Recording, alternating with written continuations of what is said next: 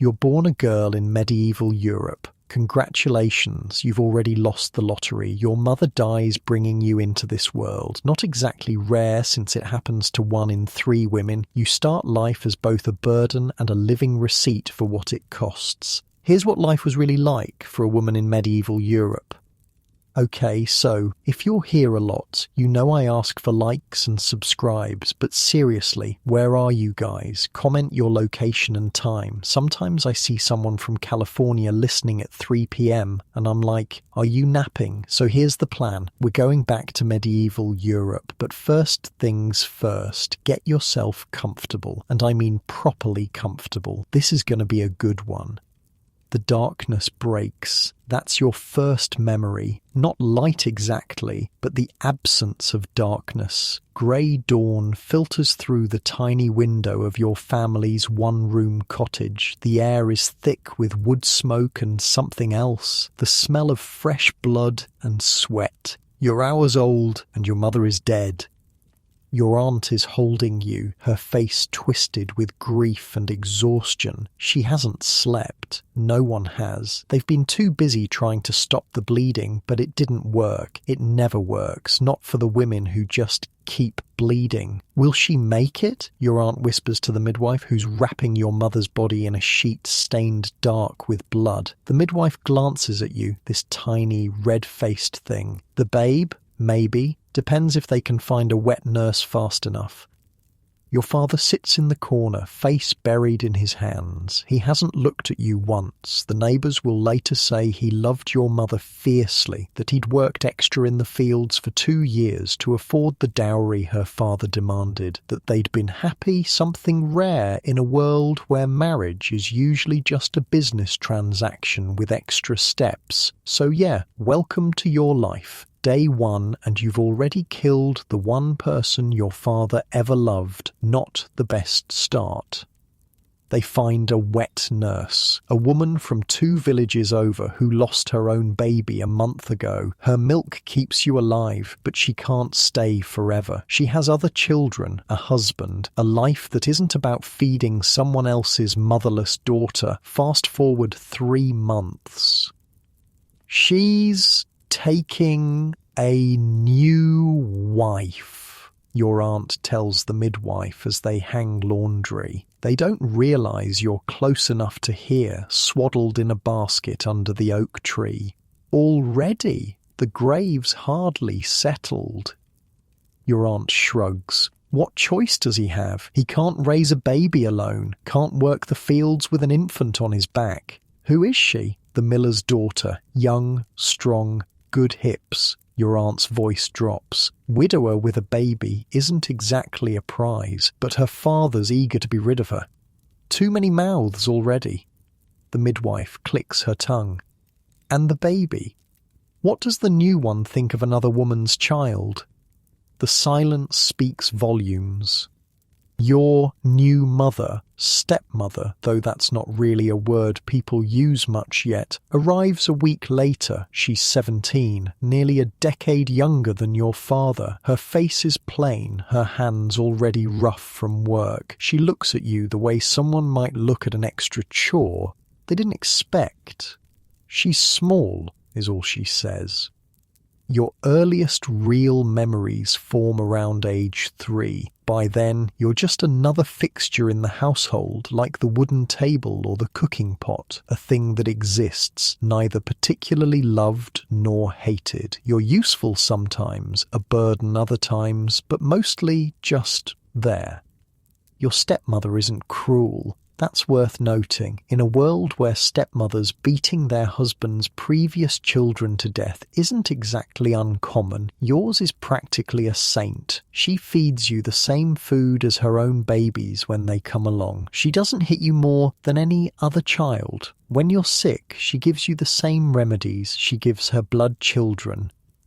But there's a difference. You see it in the way she brushes your half-sister's hair with slow, gentle strokes, but yanks the tangles from yours with brisk efficiency. You notice how she saves the slightly larger portion for your half-brother, the softer place to sleep, the warmer spot by the fire. Girl, she calls you. rarely using your name. Fetch more water. And you do, because that's what girls do. They fetch, they carry, they work. By age 5, your daily chores already fill most of your waking hours. You feed the chickens before the sun rises. You help knead the coarse bread dough until your little arms ache. You learn to stir the pottage, that eternal pot of whatever vegetables and grains the family can afford, simmering endlessly over the fire. Your father speaks to you sometimes, usually to give instructions or corrections. On rare occasions, when the day's work is done and your half-siblings are asleep, he might tell you that you have your mother's eyes. Then he looks away quickly, as if the sight of them hurts. Your mother knew things, your stepmother tells you one day when you're about 6. You're helping her in the garden behind your house, pulling weeds from between the precious food plants, about herbs and such. This is the first time she's ever mentioned your birth mother without prompting. You freeze, hand clutching a dandelion root. What kinds of things? She points to a plant with delicate purple flowers. She knew that this one, betony, can cool a fever, and that one, she points to a plant with tiny white clusters, that's yarrow, stops bleeding. You stare at her, confused by this sudden sharing. She sighs. I'm telling you because you should know. People in the village still talk about her remedies, how she helped with the blacksmith's burn, how she saved the tanner's child from the flux. Did she teach you, you ask? Your stepmother's mouth tightens. No, but my grandmother knew some things, and I've learned a bit more since. She looks at you, really looks at you, maybe for the first time. You're old enough now to be useful. I'll show you which plants to gather, how to dry them properly, what they're good for. It's not affection, it's practicality. An extra pair of hands that can help with this work is valuable, but it's something, a connection, however thin. Why, you ask, unable to stop yourself. She looks surprised by the question. Why what? Why teach me this? Your stepmother snorts. Because it's useful, and because girls need to know how to care for sick children and husbands. You'll have those soon enough. Soon enough. You're 6 years old, and already your future is mapped out with such certainty it makes your stomach clench. But despite this grim prediction, the herb learning becomes the brightest part of your days. You develop a keen eye for plants that others might miss. Your small fingers are nimble at picking the exact leaves needed, at separating seeds from stems. Not that one, your stepmother snaps, slapping your hand away from a plant with white umbrella-like flower clusters. That's hemlock. It looks like wild carrot, but see how the stems have purple spots? Hemlock kills. Remember that. You do remember. You remember everything she teaches you about plants, which ones heal, which ones harm, how to tell them apart, when to harvest them, some before flowering, some during, some after, how to dry them, store them, prepare them. By age 8, you're known in your family as the one who always has mint ready for upset stomachs, comfrey for cuts, willow bark for pain. And while your days remain full of the endless work that defines a medieval girl's childhood, hauling water, feeding animals, helping preserve food, watching younger siblings, these moments in the garden or foraging in the woods become something like freedom. Girl, your father calls one evening, you're 9 now, gangly and perpetually dirty from your chores. The priest's servant is here. You hurry inside to find a nervous-looking boy of about 14 standing awkwardly by your door. Father Thomas has the ague, the boy says, burning with fever since yesterday. He asks if you have any of that. He struggles with the word, that betony drink. You look to your stepmother, who nods. Fetch it, she says, the fresh batch we made last week. As you retrieve the small pottery jar of betony tea, you can't help but feel a small surge of pride. The priest, the most learned man in the village, is asking for your remedy.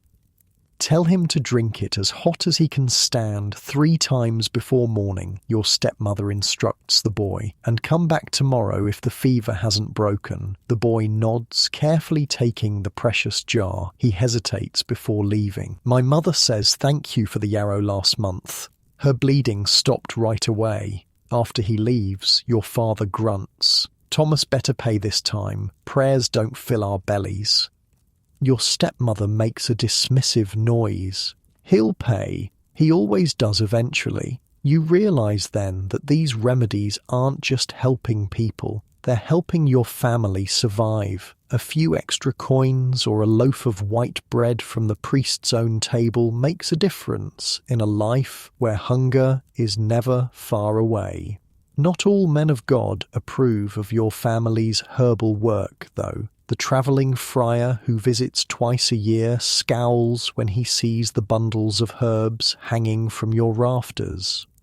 Women's foolishness, he mutters the next summer when you're 10. True healing comes from prayer and penance, not weeds and pagan nonsense. Your stepmother waits until he leaves before she spits on the ground. Last time he had a toothache, he came begging for my clove oil quick enough. This becomes a pattern you'll recognise throughout your life, those with power publicly dismissing women's knowledge while privately benefiting from it.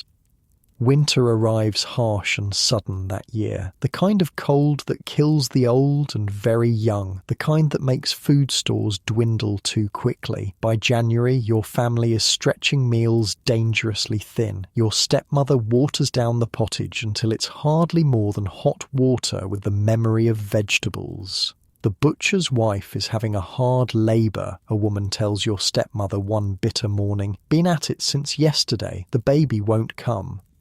Your stepmother glances at you. Watch the little ones, she says, already reaching for her basket of birthing herbs, raspberry leaf, ergot, blue cohosh, things to strengthen contractions, things to ease pain. She's gone for 2 days. When she returns, her face is grey with exhaustion. Did they live? You ask. The mother, yes. The baby, no. She collapses onto the bench near the fire. But Goodwife Agnes gave us this. She pulls a large cloth-wrapped package from her basket. Inside is a ham, a real ham, something your family hasn't tasted in months. There's also a loaf of bread and a small pot of honey. Your father, who's been cutting firewood, comes in and sees the bounty. He nods once at your stepmother, something like respect in his eyes. That night, as your belly feels pleasantly full for the first time in weeks, you understand another truth about your world. Women save each other, even when it costs them. The butcher's wife nearly died bringing new life into the world, and now your family won't starve this winter. It's a brutal equation, but it's the economy of survival in your time. When you're 11, you get to help with your first real patient. The tanner's youngest daughter has a terrible cough that won't break, the kind that makes everyone exchange knowing glances because children die from such things all the time. Fetch the whorehound, your stepmother tells you, and the time will make a steam tent. You help prepare the herbs, boiling them until the kitchen fills with their pungent aroma. Then you follow your stepmother to the tanner's home, carrying the pot carefully so as not to spill the precious liquid. The child is small for her 4 years, her face flushed with fever, her breathing a terrible rasp. You help create a tent of blankets over her and the steaming pot, letting her breathe in the medicinal vapours. Hold her upright, your stepmother instructs you. It helps the phlegm. The girl's little body feels burning hot against yours, her back expanding with each laboured breath. You sit like that for hours, holding her, singing softly when she whimpers, wiping her sweaty face with a cool cloth. By morning, her breathing eases slightly. By the next day, the fever breaks. By the end of the week, she's up and playing again. The tanner, a burly man with permanently stained hands, actually weeps when he thanks your stepmother. He presses a pair of leather shoes into your hands, a luxury beyond imagining. They're the first new shoes you've ever owned, not passed down or patched together. They might be a bit big now, he says gruffly, but you'll grow into them. You stare at these precious things, unable to speak. You know what they represent, not just the saving of one child's life, but your first real step into the world of healers. You helped, you made a difference. Your stepmother notices your awe and something softens in her face. You did well, she says simply. It's the closest thing to praise you've ever received from her. That night, you place the shoes carefully beside your sleeping pallet where you can see them in the dying firelight. They represent something you're just beginning to understand. In this world where women have so little power, knowledge is its own kind of strength. But as you drift off to sleep, you don't yet know how dangerous that strength will become.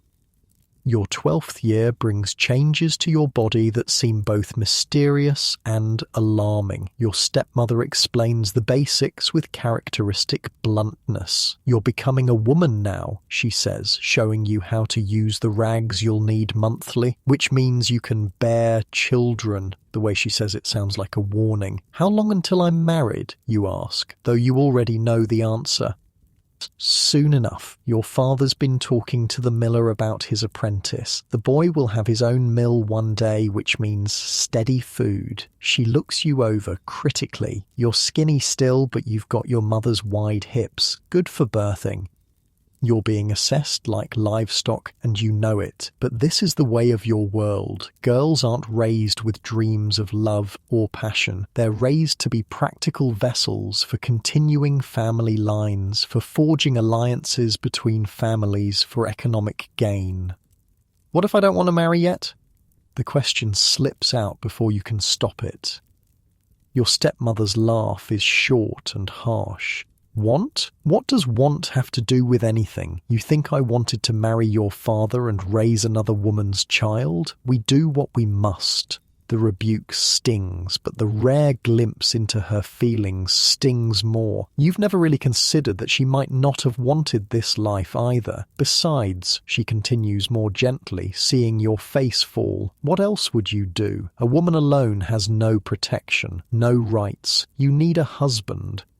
The conversation ends there, but the questions linger in your mind. Is this truly all there is for women in your world? Marriage, children, service to men, and then an early grave like your mother? You think of the abbess who sometimes visits the village, a woman who commands respect even from the priest. But the abbey only takes girls with dowries, money your family will never have. Besides, you've seen how the village treats unmarried women past a certain age, with suspicion, derision, often cruelty. No, your stepmother is right. Marriage is inevitable. The only question is when and to whom. The answer comes sooner than you expect. You're still 12, but tall for your age when you're sent to deliver some dried chamomile to the baker's wife for her headaches. The baker's son watches you from the corner as you explain the proper way to brew the tea. He's 17 or 18, stocky from hauling flour sacks with a face already reddened from the constant heat of the ovens. That's the herb girl, you hear his mother tell him after you turn to leave. They say she has her mother's touch with the plants, would make a good wife. You hurry away, cheeks burning, but the seed is planted. 2 weeks later, the baker himself comes to speak with your father. They're offering a good price, your father tells you that night. Enough to help with your sister's dowry when her time comes. And bakers never starve. Just like that, your future is decided. You'll finish out the year learning everything you can from your stepmother, then after the next harvest you'll be married. In bed that night you cry silently into your pallet, not because you particularly dislike the baker's son. You hardly know him. But because childhood, with all its hardships, at least offered some freedom. You could disappear into the woods gathering plants for hours. You could ask questions. You could dream just a little. marriage will be different. You've seen enough married women to know what comes next. An endless cycle of pregnancy, childbirth, nursing, all while maintaining a household and helping with whatever your husband's trade requires. But the world doesn't stop for one girl's tears. Spring turns to summer and your days fill with learning every last bit of herbal knowledge your stepmother can impart.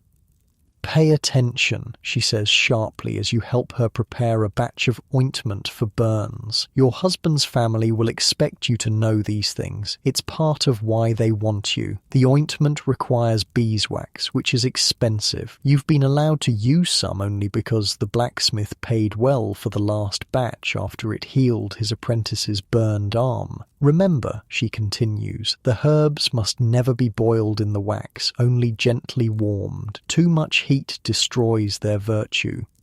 You nod, memorizing everything. These skills are the only real inheritance you'll ever receive, the only thing of value you'll bring to your marriage besides your body's ability to produce children. That summer, a traveling merchant passes through with exotic spices from far-off lands.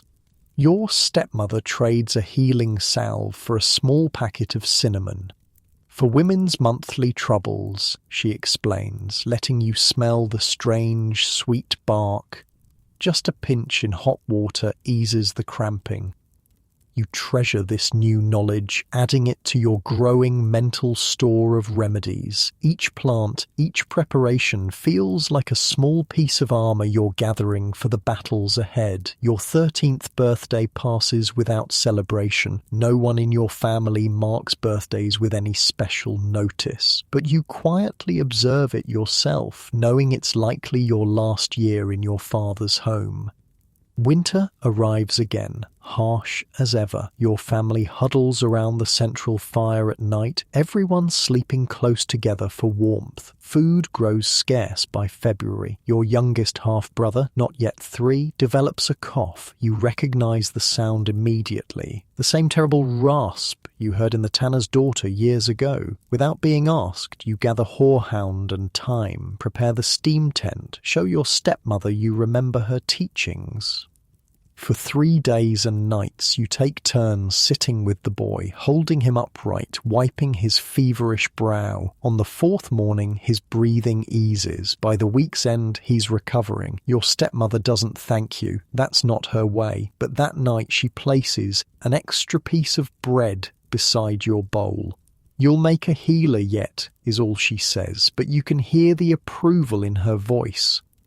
Spring brings new plants, new learning, and the slowly approaching reality of your wedding. The date is set for after harvest, when food will be plentiful enough for the modest feast your families can afford. You see the baker's son occasionally in the village. He nods politely, but rarely speaks directly to you. Once he brings you a small honey cake when you deliver fever medicine to his mother.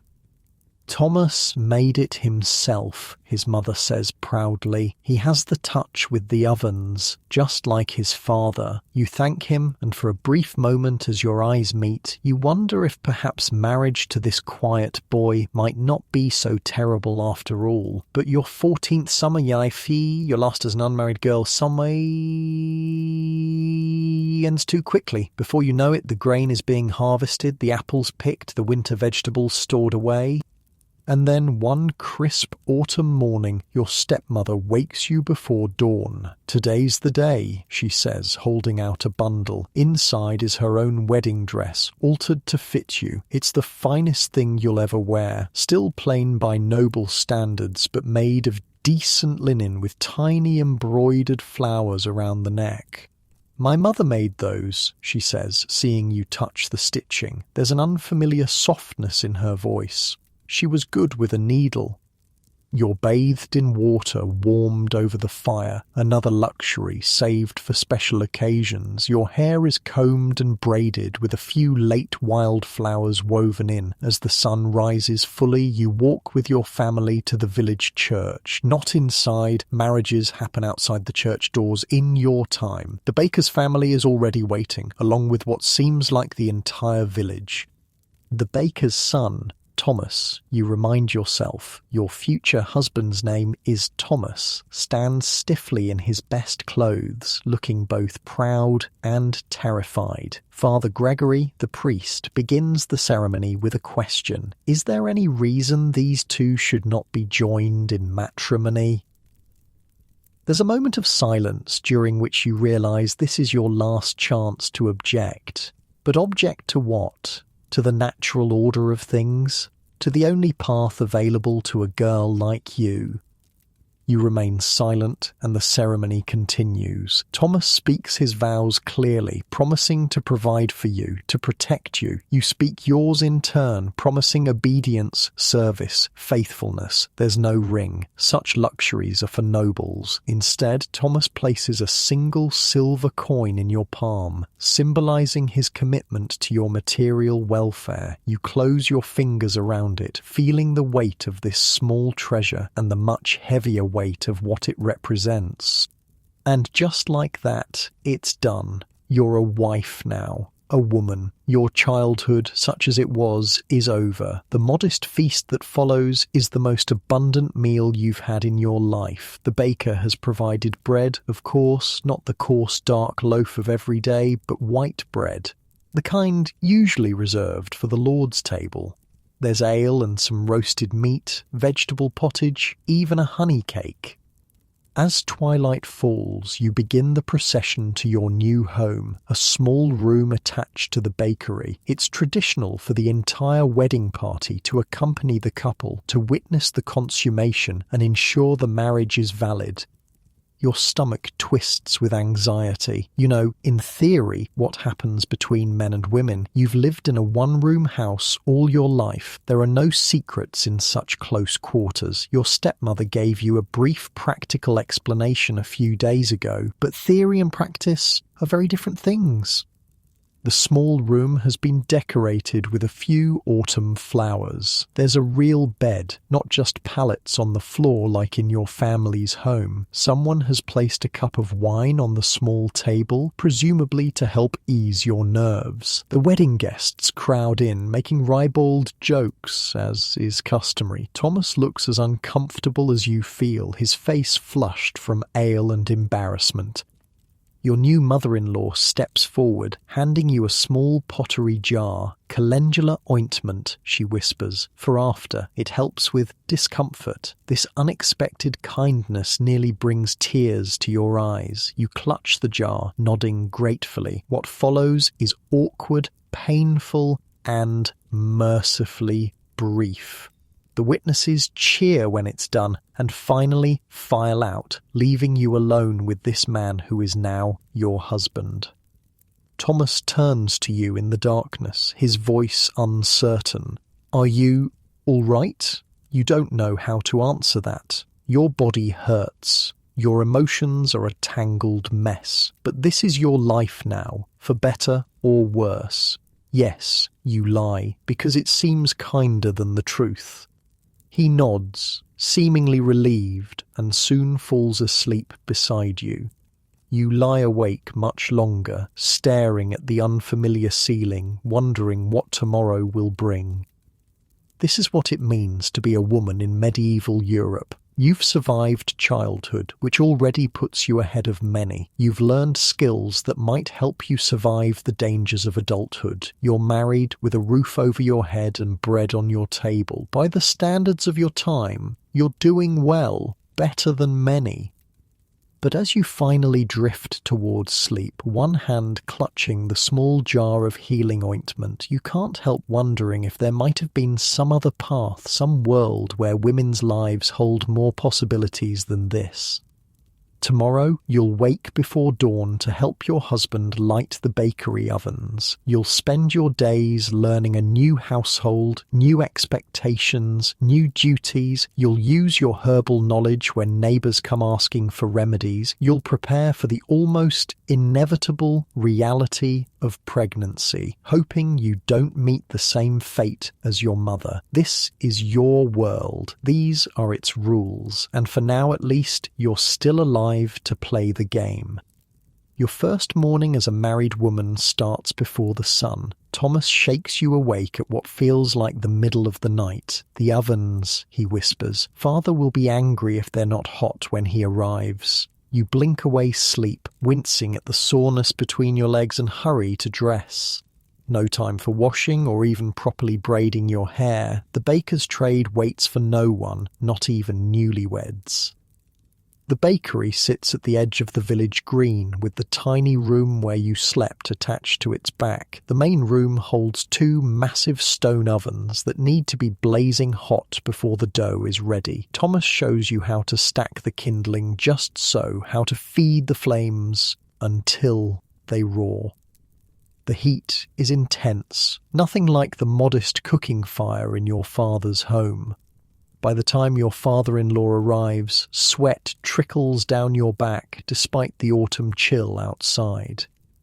"Good," he grunts, seeing the ovens glowing. "Now fetch water." And just like that, your new life begins. The rhythm of the bakery is different from your father's home, but the endless work feels familiar enough. You're up before dawn every day, helping light the ovens, hauling water and flour, sweeping endlessly to keep the floor free of mice-attracting crumbs. You learn to shape loaves alongside your mother-in-law, who's kinder than your stepmother but twice as exacting.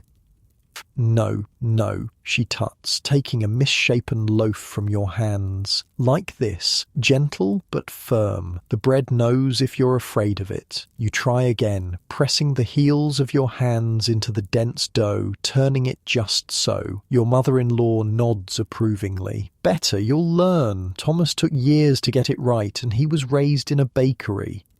Thomas. Your husband is still mostly a stranger, though you share a bed each night. He's not unkind, just quiet. He works hard, focused on learning his father's trade well enough to take over someday. When he touches you at night, it's brief and awkward. Both of you still unsure of this new intimacy. "My mother says you know herbs," he says one evening, about 2 weeks after your wedding. He's washing flour from his hands in the basin while you mend a tear in his work tunic. "Some," you answer, looking up from your stitches. "Old Willem the Cooper has gout again. His feet are so swollen he can't work. Do you know anything that might help?" You consider this. Gout is tricky. It comes from within, not like a wound you can see and clean. "But your stepmother taught you a few remedies." "Meadowsweet tea might ease his pain," you say carefully. "And cherry stems can help clear the bad humours causing the swelling." Thomas nods. "Could you make some? Father says we need those barrels before winter." You're surprised he's asking. Most husbands wouldn't bother consulting their wives about such things, especially not a new young wife. "Yes," you say. "I'll need to gather the plants tomorrow." He nods again. "Take what time you need. Mother can help with the shaping." The next morning, after the ovens are lit, but before the bread needs shaping, you slip away to the meadows outside the village. Autumn is well advanced now, but you still find enough meadowsweet to make a decent tea. You'll need to use dried cherry stems from your small store of herbs. The special box your stepmother gave you as a wedding gift, filled with carefully labelled packets of dried plants. Old Willem lives alone since his wife died 2 summers ago. His cottage smells of wood shavings and unwashed man. He's suspicious when you arrive with your little bundle of remedies. "What's this then? The baker's sending his child bride to cure me?" He laughs, a phlegmy sound that turns into a cough. You hold your ground. "I brought meadowsweet tea for the pain and cherry stem tincture for the swelling. My stepmother used them for the miller's gout last spring, and he was back at work within days." Willem eyes you more carefully. "Ah, you're the herb girl. Heard about you." He gestures to his hideously swollen foot. "Can't be worse than this. What do I do with your weeds?" You explain how to brew the tea, how to take the tincture, how many times each day. As you're leaving, he calls after you. Your mother was a healer too, wasn't she, before she died? You freeze. People rarely mention your birth mother to your face, so I'm told, you say softly. He nods. She saved my Martha once. Baby was coming wrong, feet first. Everyone said they'd both die, but your mother turned that child right inside the womb. His rheumy eyes look past you, remembering. Magic, it seemed like, but Martha said it was just knowing where to press and when. You walk back to the bakery with his words echoing in your head. Your mother knew things, important things, things that saved lives, and somewhere inside you that knowledge might still exist, passed down through blood, if not through teaching. 3 days later, Willem hobbles to the bakery. His swelling noticeably reduced. Works better than the monk's remedies, he announces loudly to everyone in the shop, and she charges less too. You hadn't charged anything, but before you can correct him, he presses a finely carved wooden spoon into your hands. For the medicine woman, he says with a wink. Your father-in-law frowns slightly at this exchange, but says nothing. Your mother-in-law looks thoughtful. That night, after everyone is asleep, she comes to your room with a small jar. For your herb box, she says, handing it to you. Inside are dried blackberry leaves. Good for women's monthly courses. Eases the cramps. You take it, surprised. Thank you, she shrugs. We women must help each other. God knows the men won't. After that, word spreads. The baker's young wife knows herbs, just like her mother did. People begin to stop by. Not many, and usually when your father-in-law isn't around. A child with a persistent cough, a woman with painful monthly bleeding, a field worker with an infected cut. You help when you can, fitting it around your bakery duties. Sometimes you trade your remedies for small goods, eggs, a piece of cheese, a length of ribbon. Sometimes you give them freely, especially to those who clearly have nothing to spare. Thomas says nothing directly about your growing side practice, but sometimes you catch him watching you with a curious expression as you bundle herbs or mix a salve. Winter arrives, harsh as ever. The bakery is the warmest place in the village, its ovens never fully cooling. People linger when they come to buy bread, reluctant to return to their cold homes. The priest's servant, a gaunt man named Hal, is one of these lingerers. He shivers visibly one morning as he counts out the coins for the church's daily loaves. Cold's gotten into my bones, he explains, seeing your concerned look. Can't seem to get warm, even by the rectory fire. You hesitate, glancing at your father-in-law, who's busy with another customer. Wait here, you murmur. In your room, you retrieve a small packet of dried ginger root, cinnamon bark, and cloves, expensive spices you've been carefully hoarding from your stepmother's supplies.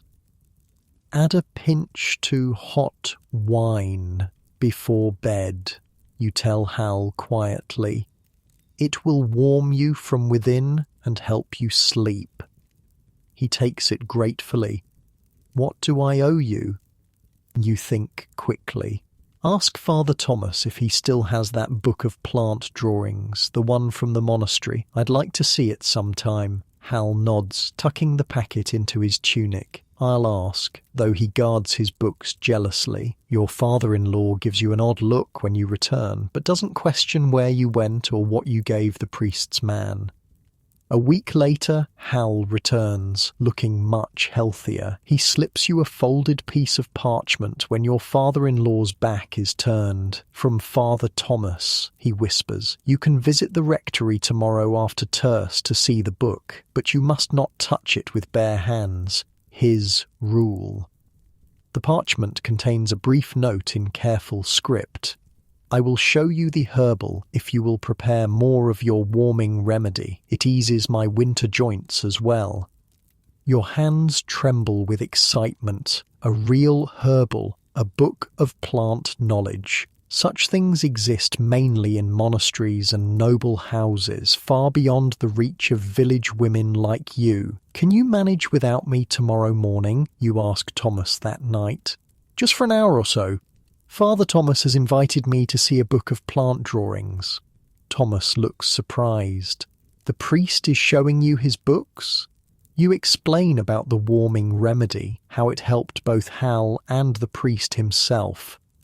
Thomas considers this. Father won't be pleased if the morning baking is delayed. It won't be. I'll be back before the loaves need shaping. I'll wake earlier to make up the time. He studies you for a moment, then nods. All right, but be quick about it. And he hesitates. Be careful with the priest. He's a learned man, but not always a kind one. The warning surprises you. Thomas rarely offers opinions about others. What do you mean? He sighs. Just don't let him make you feel small, because you're not. His words warm you more than any spiced wine could. It's perhaps the kindest thing he's said to you since your wedding. The next morning, you're at the rectory precisely at the appointed time. Hal leads you to the priest's private study, a luxury few in the village have, a room used for nothing but reading and writing. Father Thomas is a thin man with a perpetual frown. He gestures impatiently for you to sit across from him. So you're the baker's wife, the one with the herbs. Yes, father. He studies you through narrowed eyes. Your mother was a healer, I'm told, before she died, birthing you. You nod, keeping your face carefully neutral. Everyone seems to know more about your mother than you do. And who taught you? The second wife? My stepmother, yes, and I've learned some on my own from watching what works and what doesn't. He makes a dismissive noise. Women's knowledge, passed down like cooking recipes. He reaches for a book bound in worn leather. True medical knowledge comes from study, from the ancients. Hippocrates, Galen, Avicenna. You've never heard these names, but you nod as if you have. He opens the book carefully, revealing pages of detailed plant illustrations with text in Latin beneath each one. Your breath catches at the beauty of it. This is a copy of a much older text, Father Thomas explains, his tone becoming more animated, created by monks at the abbey. Each plant is shown exactly as God made it, with its proper uses described.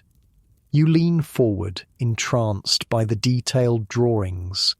Many plants you recognize, comfrey, yarrow, sage, but others are foreign to you. What is this one? You ask, pointing to a strange, spiky plant with purple flowers. Milk thistle, he replies. Good for ailments of the liver, and this, he turns the page, is valerian, for sleeplessness and nervous disorders. For nearly an hour, he turns the pages, naming plants and their uses. You drink in the knowledge, committing each image to memory. Some confirm what your stepmother taught you, others offer new possibilities. The warming remedy, he says finally, closing the book. You'll make more? Yes, father, I've brought the ingredients. You remove a carefully wrapped package from your basket. Just a pinch in hot wine before bed. He takes it, nodding. You may return next week if you wish to see more of the book. You can hardly believe your luck. Thank you, father. I would be most grateful. As you turn to leave, he calls after you. The knowledge in these pages comes from God through the work of holy men. Remember that. Women's hedge magic is but a shadow of true medical science. You bow your head respectfully, hiding your thoughts. In your experience, a remedy either works or it doesn't, regardless of whether it came from a monk's book or a village woman's teaching.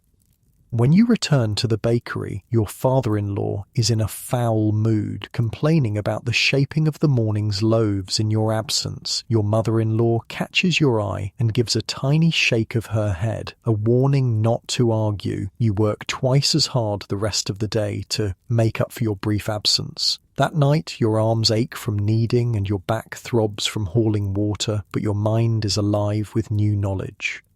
"How was the book?" Thomas asks quietly as you climb into bed beside him. "Wonderful," you whisper, too excited to sleep despite your exhaustion. "So many plants I've never seen, remedies I never knew. Will you go back? Father Thomas said I could return next week."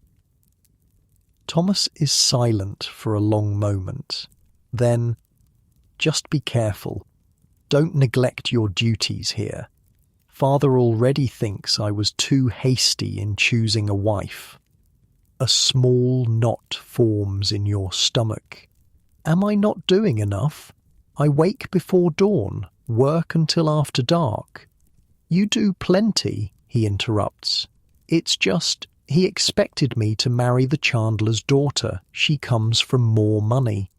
"Oh," the word is small in the darkness. "I wanted you," Thomas adds, his voice softer. "When I saw how you helped the tanner's child with that cough 2 years ago, how you knew just what to do while everyone else was panicking, I thought, that's someone who keeps her head, someone strong." His admission stuns you. You'd assumed your marriage was arranged entirely by your fathers, with little input from either you or Thomas. "You chose me." In the dim light from the banked fire, you see him nod, as much as any man gets to choose. "I told Father I wouldn't marry Agnes from the chandlery, no matter how many beeswax candles came with her." You're not sure what to say. This is the most personal conversation you've had since your wedding nearly 2 months ago. "Thank you," you finally whisper. He makes an embarrassed sound and turns over. "Get some sleep. Dawn comes early." The weeks pass in a blur of work, occasional visits to the rectory to study the herbal, and a growing trickle of villagers seeking your remedies. Winter tightens its grip on the village. Food stores dwindle. Sickness spreads in the cold, damp conditions. Just after the new year, Thomas falls ill with a racking cough. Your father-in-law blames you immediately. "Spending time with the sick, bringing their humours into my bakery," he spits. "Now my son can't work. Who will help me with the heavy sacks?" Your mother-in-law intervenes. "The boy needs rest and medicine, not your shouting husband." You prepare a thyme and honey syrup for Thomas's cough, adding a bit of the precious ginger to warm his chest. For 3 days you divide your time between bakery work and tending to your husband, sleeping little. On the 4th night, as Thomas's fever finally breaks, you sway on your feet from exhaustion. Your mother-in-law steers you firmly to bed. "Sleep," she orders. "I'll watch him now." You collapse onto the pallet, asleep almost before your head touches down. You dream of your birth mother, her face indistinct but her hands clear, capable hands moving confidently among herbs and sick people. In the dream, she's trying to tell you something important, but you can't hear her words. You wake to Thomas shaking your shoulder gently. "Wife," he says, "wake up. Mother says you've been asleep nearly a full day." You sit up, disoriented. Pale winter sunlight filters through the small window. "A day, but the bread is baked," he assures you. "I'm well enough to work now, thanks to your medicine. Father's even admitted it worked better than the last remedy we bought from the monastery." Relief washes over you, both for Thomas's recovery and the fact that you haven't neglected your duties to the point of disaster. "There's something else," he continues. "Goodwife Ellen is here. Her child has the croup, the same cough I had, but worse. She's asking for you specifically. Ellen is the carpenter's wife, a woman of some standing in the village. Her seeking your help is significant." Your mother-in-law appears in the doorway. "I've told her you're just waking, but she's desperate. The child's been coughing since yesterday, turning blue around the lips." You push aside your own exhaustion. A child turning blue needs help immediately. "Tell her I'm coming. I just need to gather my supplies." As you quickly assemble herbs for a steam treatment, Thomas watches from the doorway. You're still tired, he observes. I can tell her to seek the monk who visits from the abbey. He'll be here in 2 days. You shake your head. The child might not have 2 days. He nods, understanding. Then go. I'll explain to father. The carpenter's home is one of the nicer ones in the village. 2 rooms instead of 1, with real glass in one small window. Ellen meets you at the door, her face haggard with worry.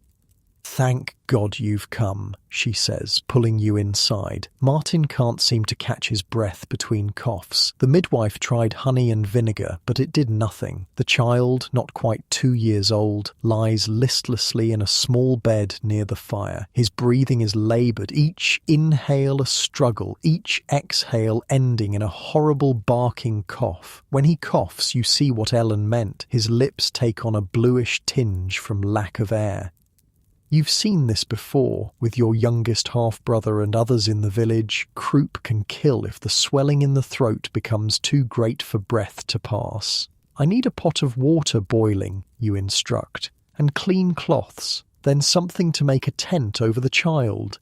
Ellen rushes to comply. Her husband stands awkwardly nearby, clearly terrified for his son, but unsure how to help.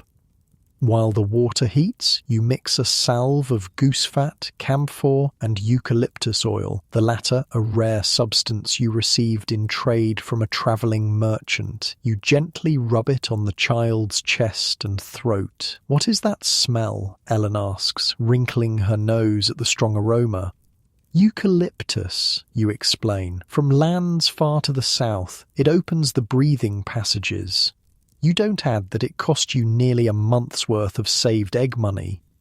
When the water boils, you add thyme, rosemary, and a precious pinch of sage. The steam rises, fragrant and medicinal. You create a tent with a blanket over the child's bed, trapping the healing vapours inside. He needs to breathe this steam for as long as possible, you tell Ellen. And drink as much warm liquid as you can get into him. Honey with a drop of vinegar in warm water is good. The salve should be applied again before sleep. You show her how to maintain the steam tent, how much of the precious salve to use. The carpenter watches intently, clearly committing your instructions to memory alongside his wife. Will he live? He asks bluntly when you've finished. You look at the child, who's already breathing slightly easier in the medicated steam. If the swelling in his throat doesn't worsen, yes, the next day will tell. They both nod, understanding the gravity without you needing to elaborate. What do we owe you? The carpenter asks. You hesitate. These are people of means by village standards. They can afford to pay, but you're still establishing yourself, still learning what is appropriate to ask. Perhaps some wood for my herb boxes, you suggest. Come spring, I'll need places to dry and store more remedies. The carpenter looks relieved. This is a payment he can easily provide. I'll make you the finest herb boxes in the village, with proper lids and dividers if you want them. You smile, pleased with this arrangement. That would be most helpful, thank you. As you gather your remaining supplies to leave, Ellen touches your arm. People say you have your mother's gift, she says quietly. They say she could see inside the body somehow, know exactly what was wrong. You've heard similar things now from several villagers, these whispered mentions of your mother's alleged abilities. It both pleases and unsettles you. I just know what my stepmother taught me, you say modestly, and what I've learned from Father Thomas's herbal. Ellen nods, but her expression suggests she believes there's more to it than that. You walk home through the winter twilight, snow crunching beneath your feet, thinking about your mother. What exactly was her gift? Was it truly something mystical, as villagers hint, or simply careful observation, detailed knowledge, and skilled hands? And whatever it was, have you inherited any measure of it? At the bakery, you find Thomas alone, stoking the banked ovens for the morning's baking. How is the child? He asks, straightening. Better, I think. The steam is helping him breathe. He nods. Good. Father and mother have gone to bed already. He hesitates, then adds, Father says if the carpenter's son lives, he'll stop objecting to your herb work, says it brings credit to the bakery, having a healer in the family. You raise your eyebrows, surprised by this concession. And if the child doesn't improve? Thomas's expression grows serious. Let's pray he does, for everyone's sake. You understand his meaning? A dead child means not only tragedy for the parents, but potential blame for the healer who failed to save him. That night, you lie awake longer than usual, listening to Thomas's steady breathing beside you. The weight of responsibility settles heavy on your chest. Before, your remedies were simple things, easing aches, soothing coughs, reducing fevers. But now, a child's life might hang in the balance. Is this how your mother felt each time she attended a difficult birth or a dangerously ill patient? This mix of determination and fear? You place a hand on your own abdomen, still flat, but perhaps not for long. You've been married nearly 3 months now, and your monthly bleeding is 2 weeks late. Too early to be certain, but you recognise the signs from helping your stepmother with other pregnant women, the tender breasts, the strange aversions to certain foods, the unusual tiredness. If there is indeed a new life growing inside you, will you survive bringing it into the world? Or will your child grow up as you did, knowing their mother only through others' memories? These dark thoughts swirl until exhaustion finally pulls you under. Your last conscious thought is a kind of prayer, though not one the priest would recognise. Mother, whoever and wherever you are, help me be strong like you. Help me save lives instead of losing my own. The next morning, a breathless boy pounds on the bakery door just as you're feeding kindling into the ovens. Goodwife Baker, he calls. Goodwife Ellen says, come quick. The babe's fever has broken. Relief washes through you. Thomas, hauling a sack of flour nearby, meets your eyes and smiles. A real, full smile that transforms his usually serious face. Go, he says. I'll handle the morning bread. As you gather your basket and hurry through the pre-dawn darkness toward the carpenter's house, a strange feeling rises in your chest. It takes you a moment to recognize it, this unfamiliar emotion, pride. You feel proud, for perhaps the first time in your life, as a woman in medieval Europe. You've done something that is truly, solely yours. Not as a daughter, not as a wife, but as yourself, a healer with knowledge and skill that others value and need. It's a small triumph in a world where women's victories are rare and often invisible, but as you step through the fresh snow, your breath clouding in the cold air, it feels momentous. The carpenter's son recovers fully. Word spreads, more villagers seek your help. Your father-in-law stops grumbling about your herb nonsense when the steady stream of small payments, eggs, cheese, candles, a length of good wool, adds to the family's comfort through the lean winter months. By the time the first crocuses push through the melting snow, your suspicions are confirmed. You're carrying a child due to arrive when the harvest does. Thomas receives the news with a mixture of pride and terror typical of first-time fathers. Your mother-in-law's eyes fill with tears of joy. A grandchild, she whispers, placing a gnarled hand over yours. God willing, I'll live to see it grow. Your father-in-law merely nods as if you've fulfilled a contractual obligation. Good, he says. The bakery needs another pair of hands. That night, as Thomas sleeps beside you, you place both hands on your still flat belly and make a silent promise to the tiny life within. I will survive bringing you into this world. Whatever it takes, whatever I must learn, I will live to see you grow. Whether it's a daughter to teach or a son to love, this child will know its mother. You will break the cycle that began with your own birth. You have knowledge, you have determination, and most importantly, you have 9 months to prepare. The game has changed. The stakes are higher. But for the first time, you believe you might actually have some control over your fate.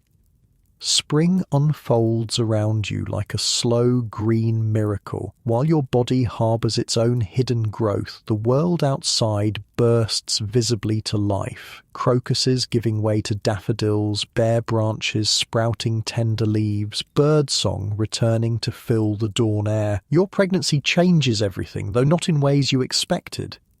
No more heavy lifting, your mother-in-law declares firmly when you reach for a water bucket. She takes it from your hands with surprising strength for her age. We don't need you bleeding like your poor mother did. The mention of your mother's fate, something rarely spoken of directly, sends a chill through you despite the warming weather. Was it the lifting that killed her, you ask quietly? Your mother-in-law's face softens. No one knows for certain, child. Sometimes women just bleed and nothing stops it. She pats your arm awkwardly, but no sense taking chances. Thomas becomes unexpectedly protective, insisting you rest more, eat better portions. Your father-in-law grumbles about your reduced workload, but doesn't override his wife's edicts. The baking must go on, pregnant daughter-in-law or not. What surprises you most is how the pregnancy affects your healing work. Instead of declining, requests for your help increase. Women trust a healer with child, explains Agnes, the midwife who tends to most births in the village. She's come to the bakery one afternoon, ostensibly to buy bread, but really to assess you, this young woman whose reputation grows daily. They figure you have extra reason to know what you're doing, that you won't risk harming another mother. Agnes is a square, practical woman of about 50, with capable hands and observant eyes. She's delivered most of the village children born in the last 20 years. I'd like to learn from you, you tell her boldly, about childbirth. Her eyebrows rise. Planning to compete with me, are you? No, you say quickly. For myself. I don't want to die like my mother. Agnes's expression softens slightly. Smart girl. Most just pray and hope for the best. She studies you for a moment. Come to my cottage tomorrow after you've finished the morning baking. Bring those dried blackberry leaves you've been giving the baker's wife for her monthly pains. I've heard good things. That night, you tell Thomas about Agnes's invitation. The midwife? He frowns. Is something wrong with the baby? No, you assure him. She's going to teach me about childbirth so I can be better prepared. His frown deepens. Isn't that what midwives are for? To know these things so you don't have to? You take a deep breath, choosing your words carefully. My mother had a midwife. It didn't save her. Thomas falls silent, unable to argue with this brutal fact. Besides, you continue, Agnes herself invited me, said I was smart to want to learn. He sighs. Just don't tire yourself. The baby comes first. You bite back a response that rises sharp in your throat, that your survival comes first, because without you, the baby has no mother. But Thomas means well in his limited male understanding of these matters. I won't, is all you say. Agnes's cottage sits at the edge of the village, half hidden by ancient apple trees just now breaking into pink-white blossoms. Inside, dried herbs hang from every beam, and the single room is dominated by a large table covered with mortars, pestles, jars, and bundles of plants. "You've brought the blackberry leaves?" she asks without preamble. You hand her the carefully wrapped package. She opens it, examining the dried leaves with a critical eye, then nods approvingly. Good quality. You've preserved them well, she gestures to a stool. Sit. We've much to cover and only a morning to do it. What follows is the most direct, practical education you've ever received. Agnes holds nothing back, describing in frank detail the processes of labour and delivery, how the body opens, how the baby descends, what can go wrong, and sometimes how to fix it. "Your mother's bleeding," she says matter-of-factly. "Likely the afterbirth didn't come away clean. Pieces left inside can cause bleeding that won't stop. You swallow hard, imagining your mother's final moments. How do you prevent that? Sometimes you can't," Agnes says bluntly. "But I'll show you an herb mixture that helps the womb contract strongly after birth." Pushes everything out. It does. She moves to her table, mixing dried leaves from different bundles. Raspberry leaf, motherwort, shepherd's purse. This tea, drunk daily for the last 2 months of pregnancy, strengthens the womb. Then this, she holds up another mixture, taken right after the birth, helps expel the afterbirth and prevent bleeding. You commit the mixtures to memory, watching carefully as she demonstrates the proportions. "There's more to birthing than herbs, though," Agnes continues. "Position matters. Most midwives have women lie flat on their backs, but that's not always best. Sometimes squatting helps, or being on hands and knees." She demonstrates these positions, unself-conscious about her aging body. You watch attentively, mentally cataloguing everything. "The baby can come wrong too," she says. "Feet first, or arm first, or facing the wrong way." "Can you turn them?" you ask, remembering Willem's story about your mother turning a breech baby. Agnes gives you a sharp look. "Sometimes. If you know how to feel the baby through the mother's belly, you can tell which way it's lying. Early enough, some can be turned by pressing here and here." She demonstrates on her own rounded belly, though hers is from age rather than pregnancy. By the time the morning ends, your head swims with new knowledge, some reassuring, some terrifying. Agnes sends you home with a packet of the pregnancy tea. "Start drinking it now, 1 cup each day," she instructs. "Come back next week, we've barely scratched the surface." These weekly sessions with Agnes continue throughout the spring and into early summer. Sometimes you simply talk, with Agnes sharing birth stories, successful ones and tragic ones alike. Other times she has you practice with a cloth doll and a woven basket, simulating difficult deliveries. "Never pull on the baby," she warns repeatedly. "Guide it, yes. Support it, yes. But never, ever pull." Some lessons involve identifying complications before they become deadly. If the mother's face and hands swell greatly, if she sees spots before her eyes, if she convulses, Agnes lists grimly, she may die unless the baby comes immediately. Sometimes bleeding her helps, sometimes nothing does. Other lessons focus on practical comfort measures, massage techniques for labour pains, positions to ease difficult births, herbal remedies to speed delivery or slow it when needed. "You're a quick study," Agnes tells you one day, "as summer ripens around you. Your own body has ripened too, your belly now a firm, obvious mound beneath your apron. Quicker than most I've taught. You've taught others. This surprises you, as Agnes has no daughters of her own." She nods. "A few. Girls with the right mindset. Most are too frightened by the blood and mess, or too squeamish to discuss women's private parts so directly." "And what happened to them? The ones you taught?" A shadow crosses Agnes's face. "2 became midwives in other villages. 1 died of fever. Another—" she hesitates.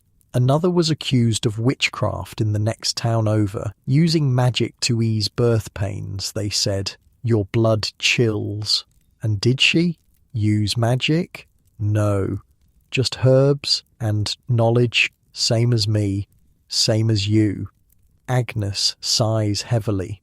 But knowledge in a woman's hands frightens some folk, especially men who think suffering in childbirth is God's will for Eve's sin. You think of Father Thomas with his dismissive view of women's hedge magic. Would he see your growing skills as witchcraft if he knew their extent? Agnes seems to follow your thoughts. Keep your learning close, she advises. Help when asked, but don't flaunt what you know. There's safety in appearing simple. You nod, understanding. This is the delicate balance all women must maintain, being useful without appearing threatening. As your belly grows larger, your work at the bakery necessarily diminishes. You can no longer lift the heavy flour sacks or water buckets, can't bend easily to load the ovens, but your healing practice expands to fill the gap. Word has spread through the village, and beyond that, the baker's wife has a special touch with remedies. Women come with their ailments, menstrual difficulties, fertility troubles, pregnancy complaints. Men come too, though often furtively, as if ashamed to seek help from a woman. Even children are brought to you for coughs, rashes, minor injuries. You treat them all, applying what you've learned from your stepmother, from Agnes, from Father Thomas's herbal, and increasingly from your own experience. You develop a reputation for honesty. If you can't help, you say so plainly rather than offering false hope. This earns you respect, even from those initially skeptical. The priest watches this growing practice with mixed feelings. On one hand, your remedies have eased his own winter joint pains. On the other, he's increasingly uneasy about your influence. These are not proper consultations, he says stiffly one day when he finds 3 village women waiting outside the bakery to speak with you. You have no training from the medical college, no church approval to practice healing.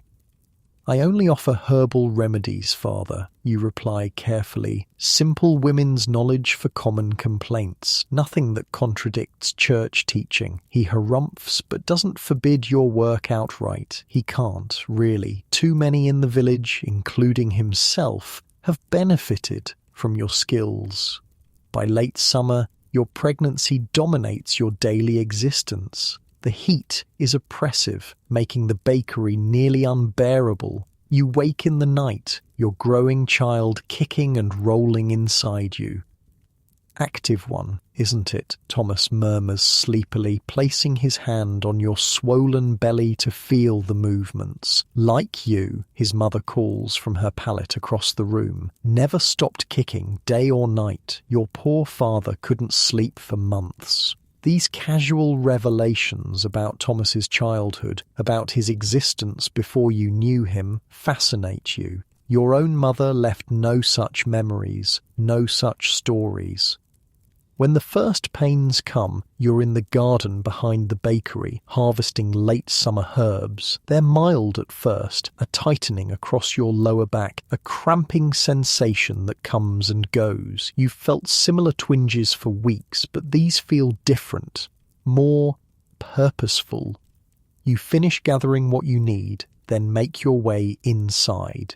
Your mother-in-law takes one look at your face and knows. It's starting? You nod. I think so, but early yet. She nods briskly. First babies often take their time. We'll send for Agnes when the pains come closer together. You're grateful for her calm. Your own emotions are unexpectedly turbulent. Not just fear of the pain and danger ahead, but a strange grief that your mother isn't here to see you become a mother yourself. Thomas is sent to finish the day's baking alone, with strict instructions not to worry. Men are useless at birthings anyway, his mother tells him firmly. We'll call if we need you. The labour progresses slowly, as your mother-in-law predicted. You walk the small room, stopping to breathe through contractions when they come. You sip the labour tea Agnes prepared for you, raspberry leaf, motherwort, and a touch of chamomile to calm your nerves.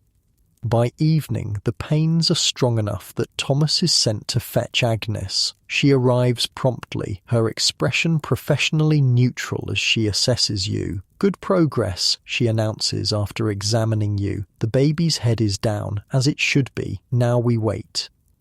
Waiting proves harder than you imagined. Night falls, and still you labour. Thomas paces outside, banished from the birthing room by tradition and practicality. Your father-in-law takes himself to the alehouse, unwilling to listen to a woman's birthing cries. As midnight approaches, the pain intensifies beyond anything you've experienced. You remember Agnes's lessons about positions and insist on kneeling, leaning forward against the bed rather than lying on your back as tradition dictates. If it eases the pain, do it, Agnes agrees, ignoring your mother-in-law's raised eyebrows at this unconventional approach. The night stretches endlessly. You lose track of time, existing only in the rhythm of contractions, the brief respites between, the encouraging murmurs of the two older women. "The baby's stuck," your mother-in-law whispers to Agnes during a particularly long, brutal contraction. She thinks you can't hear, but your senses seem unnaturally sharp. "Not yet," Agnes replies calmly. "The head's just large. See how the pains are still coming regularly? That's good." Dawn breaks, pink light filtering through the small window. You've been labouring nearly a full day. Exhaustion presses down on you like a physical weight. "I can't," you gasp as another contraction builds. "I can't do this anymore." "You can, and you will," Agnes says firmly. "Every woman thinks she can't continue right before the baby comes. It's a good sign." She checks you again, nodding with satisfaction. It's time to push now. With each pain, bear down like you're passing stool. The pushing brings new pain, but also relief. Finally, something active to do after the endless passive endurance of labour. You bear down with each contraction, feeling the baby inch downward. "I see the head," your mother-in-law exclaims suddenly. "Dark hair, just like Thomas had." This announcement gives you fresh strength. You push again, feeling an impossible stretching, a burning sensation that makes you cry out. "Gently now," Agnes cautions. "Slow and steady. Too fast and you'll tear." You pant, fighting your body's urge to push hard, allowing the baby's head to emerge slowly. There's a moment of excruciating pressure, then sudden relief as the head fully emerges. "One more push," Agnes encourages, "for the shoulders." You summon your last reserves of strength, bearing down as the final contraction builds. There's another stretch, another burning sensation, then a slippery feeling as the baby slides from your body into Agnes's waiting hands. A thin wail fills the room. Your heart leaps at the sound. "A girl," Agnes announces, quickly wiping the baby's face and placing her on your chest. A fine, strong girl. You stare down at the tiny red face, the dark, wet hair, the impossibly small fingers. She's real, she's here, and you're alive to see her. The afterbirth, Agnes reminds you gently after a moment. One more task. You'd almost forgotten this crucial step, the one that likely killed your mother. Agnes gives you a special tincture to drink, bitter and strong. Within minutes you feel another contraction building. You push once more and the afterbirth slides out, which Agnes examines carefully. "Complete," she pronounces, relief evident in her voice. "Nothing left inside." Only then do you truly believe you've survived. You've done what your mother couldn't, brought a new life into the world and remained alive to mother her. Your mother-in-law opens the door to inform Thomas. His face appears haggard from a sleepless night of worry. "A daughter," she tells him. "And your wife is well." He stumbles in, eyes fixed on the tiny bundle against your chest. He kneels beside you, reaching out one finger to touch the baby's cheek with infinite gentleness. "She's perfect," he whispers. Agnes finishes her work efficiently, washing you, helping you into a clean nightgown, checking for excessive bleeding. She prepares another medicinal tea, this one to prevent infection and encourage healing. "Drink this 3 times daily," she instructs. "And this salve is for soreness. You'll need it." Before leaving, she pulls you close, speaking low so only you can hear. "You did well, better than most first-time mothers. You have a gift for this. Not just the healing, but the birthing too. There's knowledge in your body that didn't need to be taught." Her words warm you almost as much as the tiny life nestled against your breast. Knowledge in your body. Perhaps this is what you inherited from your mother, not just her wide hips or her reported healing touch, but some deeper wisdom that lives in the blood and bone. The first weeks with your daughter pass in a blur of exhaustion, wonder, and physical recovery. You name her Marta after your mother-in-law, who weeps at the honor. Breastfeeding proves challenging at first, painful and frustratingly difficult to coordinate between your inexperienced body and your daughter's equally inexperienced mouth. But you persist, remembering Agnes's assurance that it gets easier. She's right, as usual. By the end of the first month, you and Marta have established a rhythm, your body responding to her cries with milk before you even consciously register her hunger. Thomas returns to the bakery full-time, leaving you to focus on recovery and the baby. Your healing work pauses briefly, but by Marta's 2nd month, women begin appearing at your door again, often bringing small gifts for the baby, along with their requests for remedies. "Just a salve for my husband's rash," one woman explains, handing over a tiny knitted cap for Marta. "Nothing urgent. When you have a moment." You're touched by their consideration, their understanding that motherhood has temporarily limited your availability, but you also find yourself eager to resume your work, to engage with the world beyond feeding and changing your daughter.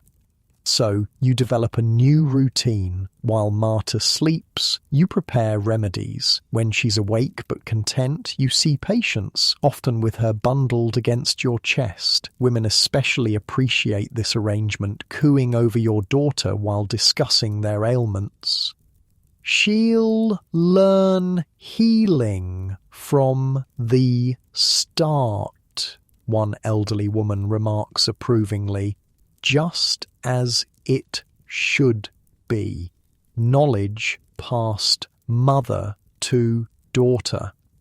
This casual comment strikes you deeply. Yes, you think, looking down at Marta's dark head. This is what should have happened with your own mother. This is what you lost when she died. But it's also what you're reclaiming now. This female lineage of healing knowledge, transmitted through generations. Your mother to you, however indirectly, you to your daughter. The chain reforged. As autumn approaches, bringing cooler days and earlier sunsets, you gradually resume more duties at the bakery. Not the heavy work yet. Your body is still healing, still softened from pregnancy, but the skilled tasks of shaping loaves, managing the ovens, serving customers. Thomas has changed since Marta's birth. He's gentler somehow, more talkative. He tells you about his day while holding your daughter in the evenings, describing loaves baked and customers served in a soft sing-song voice that makes Marta's eyes widen. One night, as you sit together by the fire, he asks unexpectedly, "What happened to your mother's remedies after she died?" The question startles you. "What do you mean?" "Well, she must have had herbs, salves, tinctures, things she'd made. Where did they go?" "You've never considered this before." "I don't know. My father never mentioned them." Thomas nods thoughtfully. "Seems a waste. Knowledge lost." "Not entirely lost," you point out, gesturing to your own herb box. "I'm learning it again. Different sources maybe, but similar knowledge." Still, he persists, might be worth asking your father if anything remains. Books, recipes, anything she wrote down. The idea takes root in your mind. Did your mother leave written records? Could some tangible piece of her knowledge have survived all these years? The next market day, you wrap Marta warmly and walk to your father's house for the first time since your wedding. It feels strange to knock on the door of the home where you grew up, like you're a visitor to your own past. Your stepmother answers, surprise registering on her face before she masks it with a polite smile. "Well," she says, "the baker's wife and her child. Come in, come in. The cottage looks smaller than you remember, dimmer. 2 of your half-siblings are there, the youngest, now 5, and your half-sister of 11. They stare curiously at the baby. Your father's in the field," your stepmother explains. "What brings you here?" You explain your question about your mother's healing supplies, watching her face carefully for a reaction. Something flickers in her eyes. Surprise, perhaps, or unease. "Most was used up or discarded," she says after a pause. "Your mother died in summer. Many plants don't keep beyond a season." But was there anything written? Records of her remedies? Recipes? Your stepmother shakes her head. "She couldn't write, child. Few women can." This makes sense, though it disappoints you. Still, something about her manner suggests she's not sharing everything. Is there anything of hers left? Anything at all? Your stepmother sighs, seemingly resigned. "There's a box. Your father could never bring himself to open it after she died. It's up in the rafters somewhere." She sends your half-sister to fetch it, a small wooden chest, plain but carefully made. Dust has settled into its crevices, testifying to years of neglect. "Take it," your stepmother says. "Better with you than gathering dust here." You thank her, strangely moved by this unexpected gift. Before leaving, you examine the box briefly. It's locked, with no key in sight. "The key was on a cord around her neck," your stepmother explains, seeing your dilemma. "Buried with her, I expect." You nod, wrapping the box carefully to protect it on the journey home. Whatever secrets it contains will have to wait a little longer. Back at the bakery, Thomas examines the locked box with interest. "We could break it open," he suggests. You shake your head. "Not yet. It feels wrong somehow. Let me think about it." That night, you dream of your mother again. This time, she's showing you a plant with distinctive leaves, pointing urgently. When you wake, the image remains vivid in your mind.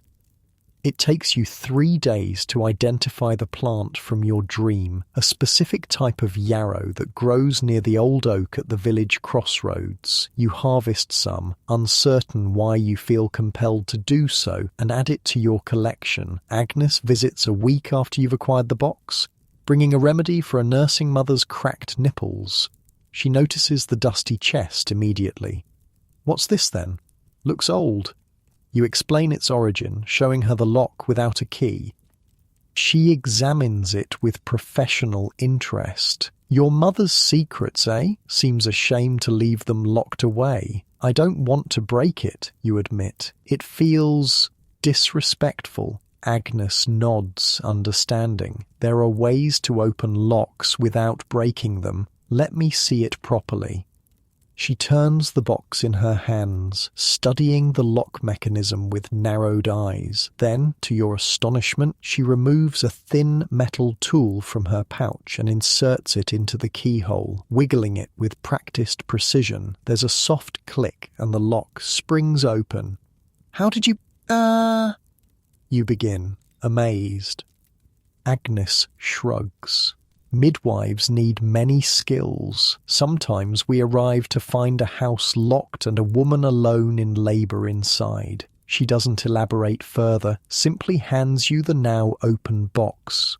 "Your mother's legacy. I'll leave you to discover it privately." After she departs, you sit with the box on your lap, Marta sleeping peacefully in her cradle nearby. Your hands tremble slightly as you lift the lid. Inside, you find a small collection of carefully preserved items, a bundle of dried herbs tied with faded ribbon, a tiny stoppered bottle containing dark liquid, several smooth stones of different colours, and at the bottom, something unexpected, a folded piece of parchment. With reverent fingers, you unfold it to reveal a crude drawing, a map of sorts showing the village and surrounding areas with various plants sketched in specific locations. Though untrained, the artist had a good eye for plant details, making them easily identifiable. Your heart races. This is your mother's knowledge, preserved not in writing but in pictures, a map to her medicinal gardens, her special harvesting places, including, you note with a chill, the exact yarrow patch you dreamed about. Also in the box is a small wooden doll, crudely carved but with a distinctly female form. Around its neck is a tiny cord holding a miniature key, too small for the box itself but clearly symbolic. These objects represent a different kind of legacy than you expected, not formal recipes or medical texts, but personal, practical tools of a village healer, your mother's actual working implements, not just her knowledge. You understand now why your father couldn't bear to open this box, why your stepmother seemed uneasy about it. These items connect you directly to your mother in a way nothing has before. They confirm what the villagers have whispered, that she was not just casually skilled, but a dedicated, systematic healer with knowledge that deserved preserving. As you carefully replace the items in the box, you feel a profound sense of connection to the woman who died bringing you into the world. She's no longer just a tragic story, a cautionary tale. She's real, a healer who gathered specific plants, who made maps, who created remedies, who carved talismans. A woman not so different from yourself. You close the box, not bothering to relock it now that you know its contents. Your mother's legacy is not something to keep sealed away, but to integrate into your own practice, your own life. Outside, the first leaves are beginning to turn gold and crimson. Harvest time approaches, marking a full year since your wedding. Your daughter grows stronger daily, your body has healed from childbirth, and your reputation as a healer has solidified. You survived what your mother couldn't, and somehow, against all odds, you've recovered pieces of what was lost with her death. This box won't bring her back, nothing can do that, but it offers something you never expected to find, a connection, a continuation, evidence that some chains, once broken, can be forged anew. Winter arrives with a vengeance that year. Heavy snow blankets the village before All Saints' Day, and bitter winds howl through every crack in the bakery walls. Your daughter Marta, now nearly 6 months old, grows chubby despite the cold, thriving on your milk and the extra attention from her grandmother. The harsh weather brings the usual wave of winter ailments, coughs, fevers, chilblains, and worse. People trudge through knee-deep snow to reach you, desperate for remedies. "My youngest can't breathe proper," gasps the carpenter's wife one morning, her cloak crusted with ice. "Like last year, but worse. Please." You remember her son, the croup case that cemented your reputation. Without hesitation, you bundle Marta against your chest, gather your supplies, and follow the frantic mother back through the snow. The boy's condition is indeed worse than before. His lips have the blue tinge that strikes fear into any healer's heart. You set to work immediately, preparing a steam tent with stronger herbs than last time. "Hold him up," you instruct the mother, demonstrating the position. "Like this, so the phlegm can drain." As you work, you notice another child watching from the corner, a girl of perhaps 3, pale and wide-eyed. She's starting to cough too, the carpenter says grimly. Started last night. You nod, mentally adjusting your treatment plan. 2 sick children means a faster spreading illness, likely contagious. You'll need to treat them both and protect yourself and Marta. Bring her closer, you tell him. She can share the steam tent with her brother, and give me that pot. You prepare a second remedy, a preventative tea for the parents, for Marta, and for yourself. It's a mixture your mother had mapped in her box. Elderflower, yarrow, and boneset. The jar of dried leaves had been labelled in crude pictographs that somehow made perfect sense to you. Drink this 3 times daily, you tell the carpenter and his wife. It won't stop the illness completely if you're already infected, but it will make it milder.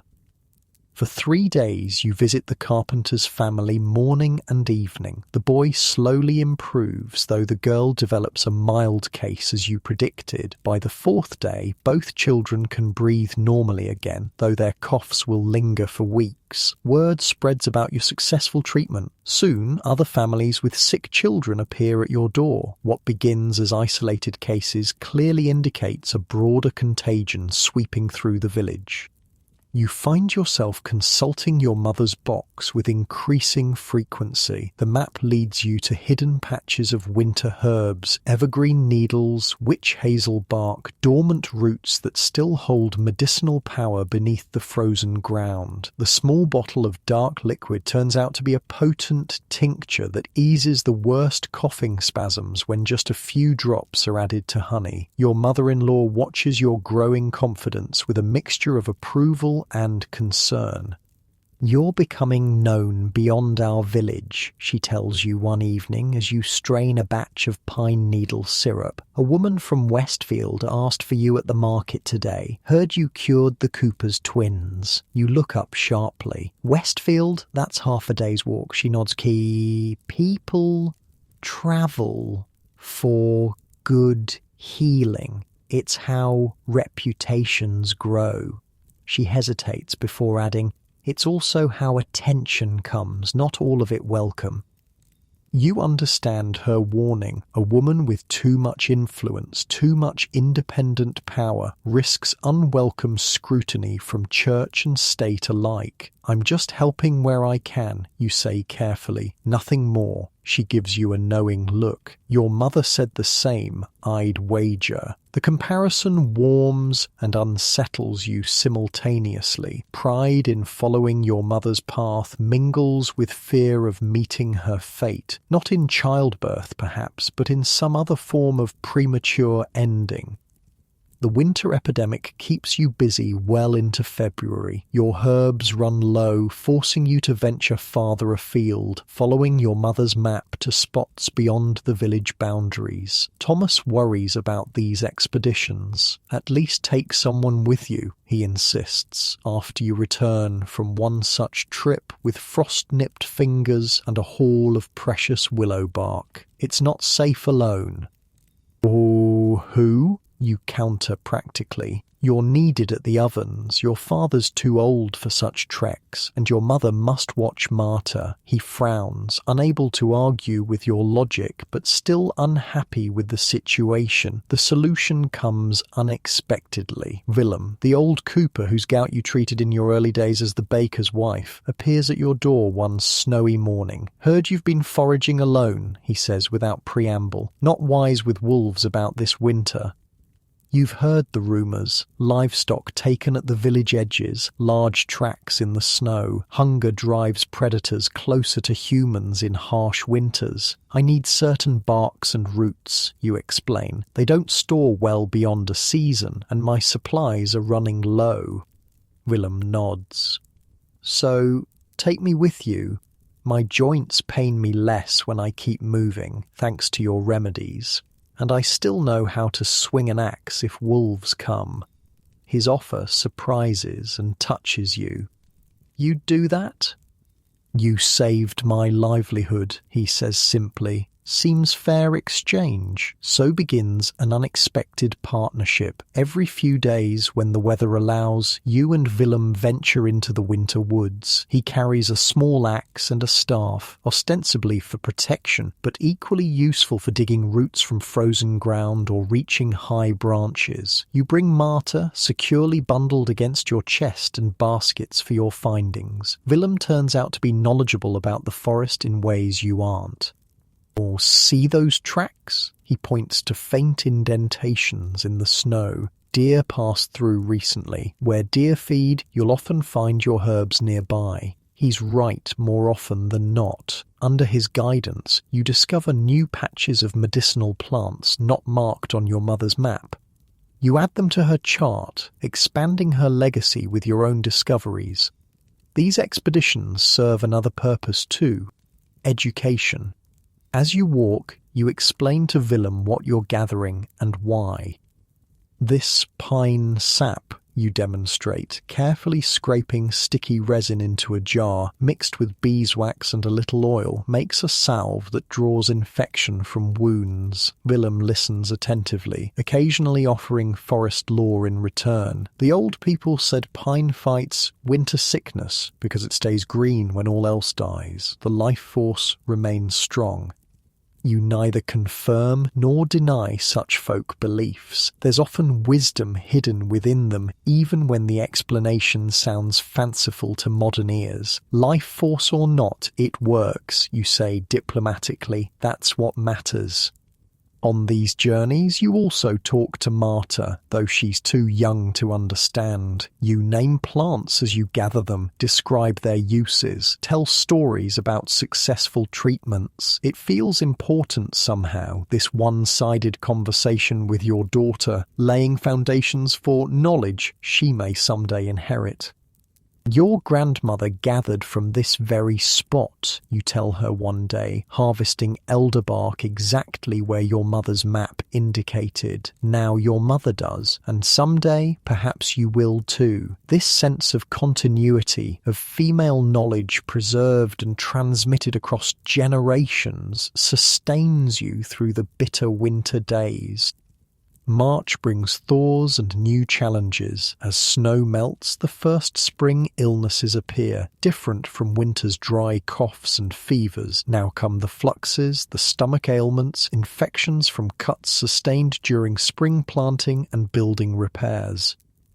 Your healing work evolves with the seasons. The steam tents and warming syrups give way to cooling teas and poultices for wounds. Your mother's box continues to yield insights. The coloured stones turn out to mark specific treatments for specific ailments when arranged in patterns on her map. Agnes, the midwife, visits occasionally, both to check on Marta's development and to exchange healing knowledge. "You've gone well beyond midwifery," she observes one day, watching you prepare a complex tincture for the blacksmith's recurring lung complaint, into a healer's full territory. "Is that bad?" you ask, carefully counting drops of precious imported clove oil into the mixture. Agnes shrugs. "Depends who's watching. The monk who visits from the abbey wouldn't approve. Thinks women should stick to childbirth and leave proper medicine to men." "And what do you think?" "I think," Agnes says deliberately, "that healing is healing no matter who does it. But I also think a smart woman is careful who knows the full extent of her skills." You take her warning seriously. When the monk does make his seasonal visit to the village, you make yourself scarce, sending Thomas to buy any supplies from the abbey's store that you can't gather yourself. Not everyone is as cautious as you, however. Stories reach the village of a woman in a nearby town accused of witchcraft after her healing turned sour. A child she treated died despite her remedies. Though eventually released for lack of evidence, she was publicly whipped and banished from the region. Such tales chill your blood, especially when Thomas repeats what he overheard at the alehouse. Father Gregory was there, he tells you one night, voice low so his parents won't hear across the room, said the church must be vigilant against women who practice medicine beyond their proper sphere. Was he speaking of me? You ask, throat tight with sudden fear. Thomas shakes his head. Not by name, but he looked at Jacob the tanner when he said it, and everyone knows Jacob's wife brings their boy to you for his breathing troubles. You lie awake that night, Marta, sleeping peacefully beside you, and consider your options. You could stop your healing work entirely, focus solely on being a baker's wife and mother, the safest choice perhaps, but then you remember the blue-lipped children breathing easier after your treatments, the fevered elderly whose temperatures broke with your teas, the countless minor ailments eased because you had knowledge others lacked. No. You won't stop healing, but perhaps you can be more discreet, more careful in who you treat and how visibly. The next day, you speak with your mother-in-law about your concerns. Though never especially warm, she's been a fair ally since Marta's birth. Father Gregory's been listening to that monk from the abbey, she confirms. Been talking about women overstepping their place, not naming names, but everyone knows who he means. What should I do? You ask bluntly. She considers this, her gnarled hands continuing to knead dough as she thinks. Don't stop, she says finally. Too many depend on you now, but perhaps the treatments could happen here less often. Where then? Agnes has that back room in her cottage, more private, away from the village centre, away from the church's windows. She looks at you meaningfully. A midwife treating women and children raises fewer eyebrows than a baker's wife doing the same. It's a sensible suggestion. Agnes, when approached, readily agrees. Been telling you this for months, she says briskly. Better to work together anyway. 4 hands make lighter work than 2. So your practice adapts again. Simple remedies, teas for headaches, salves for minor burns, tonics for monthly complaints. You still provide from home, but more complex cases, particularly anything that might raise suspicion, you treat at Agnes's cottage on the village edge. This arrangement works smoothly as spring advances towards summer. Your reputation continues to grow, but more discreetly now. Agnes provides a respectable front for your expanding knowledge. After all, you're merely assisting an established midwife, not practicing medicine independently. Thomas supports this compromise, though you sense his worry hasn't entirely abated. He's caught between pride in your abilities and fear for your safety. Just promise you'll be careful, he says one night, his hand resting protectively over Marta's sleeping form between you. She needs her mother. I need my wife. The simple declaration touches you deeply. Your marriage, begun as a practical arrangement, has grown into something warmer, something built on mutual respect and shared purpose. I promise, you tell him, and mean it. But careful intentions can't prevent the unexpected. In early summer, as the first real heat arrives, Thomas falls ill. It begins innocuously enough. Fatigue he attributes to long hours at the ovens, a mild cough he blames on flour dust. But when he wakes one morning too weak to rise, his skin burning with fever, you recognize the danger immediately. Not the bakery today, you say firmly, pressing him back when he tries to get up. You're ill. Can't leave father short-handed, he protests weakly, but lacks the strength to resist when you guide him back to the pallet. Your father-in-law is predictably unsympathetic. Summer's our busy time, he grumbles. Harvest workers need extra bread, can't manage the heavy sacks myself. He's your son, you remind him, anger flaring. Would you rather work him to death? The old man scowls, but doesn't argue further. Your mother-in-law, more practical, suggests a solution. The chandler's boy is strong and needs work. Hire him for a few days. With the immediate crisis of bakery staffing resolved, you turn your full attention to Thomas. His symptoms worry you. The fever is unusually high, the cough increasingly wet, and red spots have appeared on his chest. You recognize this constellation of symptoms from your mother's materials.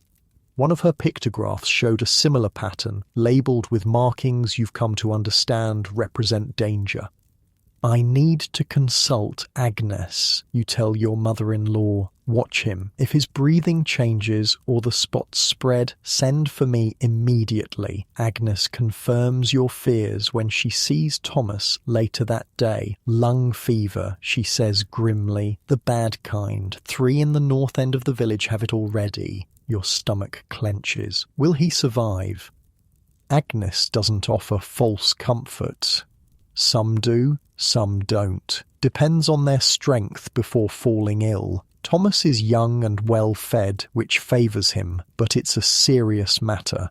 Together, you prepare the strongest remedies you know. Poultices of mustard for his chest. Teas of elder and bone set for the fever. A special syrup from your mother's recipe for the cough. Agnes contributes a rare fungus that grows on birch trees, known to fight the deepest infections. Every 4 hours, she instructs as you note the correct proportions. Day and night, missing doses could mean losing ground we can't regain. For the next week, you barely sleep. Your life narrows to a relentless cycle, preparing remedies, coaxing Thomas to swallow them, changing sweat-soaked bedding, monitoring his breathing, snatching moments to feed Marta, then beginning again. Your mother-in-law takes over Marta's care as much as possible, handling the bakery alongside her husband and the hired boy. She brings you food you barely taste, insists you rest during brief intervals when Thomas sleeps peacefully. Despite your exhaustion, you maintain precise records of Thomas's symptoms, his responses to treatments, any changes you observe. These notes, scratched on scraps of parchment, become your lifeline, a way to track minute improvements that might otherwise be missed in the blur of constant care. On the 4th night, Thomas takes a turn for the worse. His breathing becomes shallow and rapid, the fever spikes higher than ever, and the red spots darken alarmingly.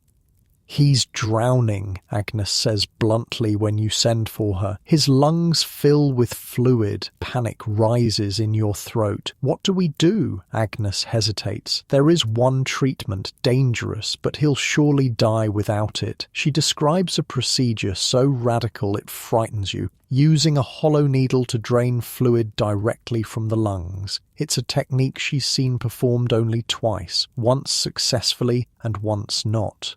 The risk, you begin, is great, she finishes, but no greater than doing nothing. You make the hardest decision of your life. Show me how. Agnes describes the process in detail, demonstrating on a crude leather model she creates. You listen with desperate attention, asking questions, committing every step to memory. The needle must be sterilized in fire and wine, she emphasizes, and you must be absolutely certain of the location before you pierce.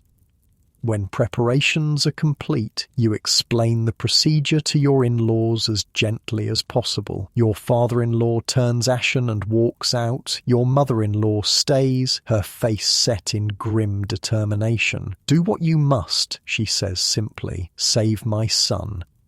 The procedure itself passes in a blur of focused terror. You find the spot Agnes described, between specific ribs where percussion produces a dull sound rather than resonance. You sterilize the hollow needle, say a silent prayer to whatever powers might be listening, and push it carefully through skin and muscle. When cloudy fluid begins to drain, you nearly weep with relief. You've found the right spot. Now comes the waiting, monitoring the flow, watching Thomas's colour, ready to withdraw the needle at the first sign of complications. By dawn, you've drained a significant amount of fluid, and Thomas's breathing has eased noticeably. The fever persists, but seems less intense. For the first time in days, he opens his eyes and seems to truly see you. "What happened?" he asks, voice barely a whisper. "You've been very ill," you tell him, smoothing his sweat-damp hair, "but you're improving now." He drifts back to sleep, but it's a healing sleep this time, not the restless unconsciousness of severe fever. Agnes returns mid-morning, examines Thomas, and nods with cautious approval. "Well done," she says quietly. "I wasn't sure you'd manage it." "Neither was I," you admit. "But there was no choice." She gives you a long look. "Remember that feeling. No healer can save everyone, but we're obligated to try everything possible for those under our care." She pauses. "That's what separates us from witches. Whatever the priests may say, we work with God's natural order, not against it." Thomas's recovery is slow but steady. The dangerous drainage procedure isn't needed again, though you monitor him closely for signs of fluid returning. After a fortnight, he's well enough to sit up. After another week, he can walk short distances. Word of his recovery spreads, as does news of the unusual treatment that saved him. Most villagers react with awe and gratitude, but not everyone. Father Gregory corners you after church, his expression severe. "I understand you performed surgery on your husband," he says, the word surgery sounding like an accusation, a procedure requiring knowledge no woman should possess. You meet his gaze steadily, too exhausted from weeks of caregiving to summon proper deference. "I performed a procedure that saved his life, Father, with God's guidance." "Guidance?" he repeats skeptically. "Or perhaps other influences?" The implication hangs in the air between you. You understand precisely what he's suggesting. "My only influence was Agnes the midwife, who has served this village faithfully for 30 years, you say carefully. "And prayer, of course?" He studies your face, searching for signs of deception or defiance. Finding none obvious enough to pursue, he merely says, "See that you remember a woman's proper place, good wife Baker. The church watches over its flock, especially the straying lambs." The warning is clear. You've drawn attention from exactly the quarter Agnes cautioned against. The question now is what to do about it. Thomas, still weak but improving daily, notices your preoccupation. "What troubles you?" he asks one evening as you sit together, watching Marta practice her new skill of rolling over. "I'm healing well." You hesitate, reluctant to burden him during his recovery, but partnership means honesty. "Father Gregory," you admit, "he disapproves of how I treated your illness." Thomas's expression darkens. Does he disapprove of having a living parishioner rather than a dead one, because that was the choice? His fierce defense warms you, but doesn't resolve your dilemma. "He implied witchcraft." The word falls between you like a stone. Thomas's face pales. "He wouldn't dare, not without evidence." "Not yet," you agree. "But he's watching now, waiting." Thomas reaches for your hand, gripping it with what strength he's regained. "Then we must be careful, very careful." You nod, but internally you wonder, is being careful enough? Or has your success as a healer, ironically, created the greatest threat you've faced yet? As summer ripens toward harvest, you find yourself at a crossroads. Continue as you are and risk growing suspicion from church authorities. Pull back, deny your gift, and watch neighbors suffer without your help. Neither option sits comfortably. For now, you choose a middle path. You treat only the most desperate cases. You frame all your work explicitly in Christian terms, prayers with each remedy, crosses marked on salves, invocations of saints appropriate to each ailment. You ensure Agnes is present whenever possible, her decades of accepted service providing a shield of respectability. It's an uneasy compromise, but as Thomas regains his strength and Marta grows more active daily, you feel a fierce determination to protect what you've built, this family, this knowledge, this place in the world you've carved for yourself. You've survived childbirth when your mother couldn't. You've built a healing practice despite limited education and resources. You've saved your husband from a deadly illness that would have taken him without your intervention. These victories matter. They're worth defending, worth fighting for, even if the fight has only just begun. Time slides forward, as it always does, measured now in your daughter's milestones rather than seasons alone. Marta speaks her first word, bread, unsurprisingly, takes her first steps, cuts her first tooth. Her second winter comes and goes. Her hair grows into dark curls like Thomas's, but her eyes, everyone says they're your mother's eyes, though you have no way to confirm this yourself. You mark her second birthday with a rare treat, a small cake sweetened with precious honey. Thomas carves her a wooden doll, simple but lovingly made. Your mother-in-law sews a tiny apron, already preparing her granddaughter for a life of service. As Marta grows, so does your reputation. Despite your attempts at discretion, word of Thomas's miraculous recovery spread far beyond the village. The drainage procedure you performed is spoken of with awe, almost as a resurrection rather than a medical intervention. God guided your hand, the devout insist when they come seeking help for their own families. Your mother's gift, the older villagers murmur, crossing themselves just in case. You don't correct either interpretation. In your experience, people's beliefs often contribute to their healing. If faith in divine intervention or inherited magic makes a patient more receptive to treatment, so be it. The reality, as you understand it, is both simpler and more complex. Knowledge accumulated through careful observation, passed from healer to healer, refined by trial and error. Your mother's box continues to yield insights as you decode her system of marks and maps. Agnes shares techniques learned through decades of practice, and you add your own discoveries, keeping meticulous records of treatments and outcomes. Your little family prospers, though not extravagantly. Payment for your remedies remains mostly in goods rather than coin. A length of fine wool, a chicken for the pot, services like roof repairs or new shoes for Marta. Thomas's bakery work provides daily bread and basic necessities. Between the two incomes, you live better than most in the village. This relative comfort brings its own complications. Envy simmers among some neighbours, particularly those who view your healing as somehow improper. Comments reach your ears through well-meaning friends. Unnatural. How well they live with just a baker's wages. The child never sickens, even when fever takes half the village children.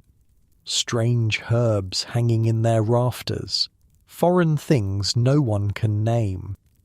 Agnes warns you about these whispers during one of your regular sessions at her cottage. People fear what they don't understand, she says, showing you how to set a dislocated joint using a cloth dummy she's made, and nothing's less understood than a woman who knows her own mind. I'm hardly the only woman with opinions in the village, you argue, practicing the quick motion that pops the joint back into place. Agnes snorts.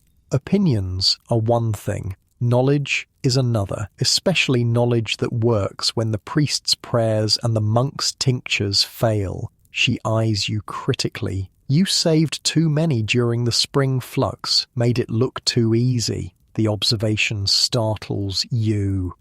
Should I have let them suffer? Let some die to appear less skilled? Of course not, she replies impatiently, but perhaps you could appear to struggle more, pray louder, credit God and the saints more visibly. She demonstrates the joint technique again, her gnarled hands still surprisingly strong. The truly powerful learn to seem less powerful, it's how they survive.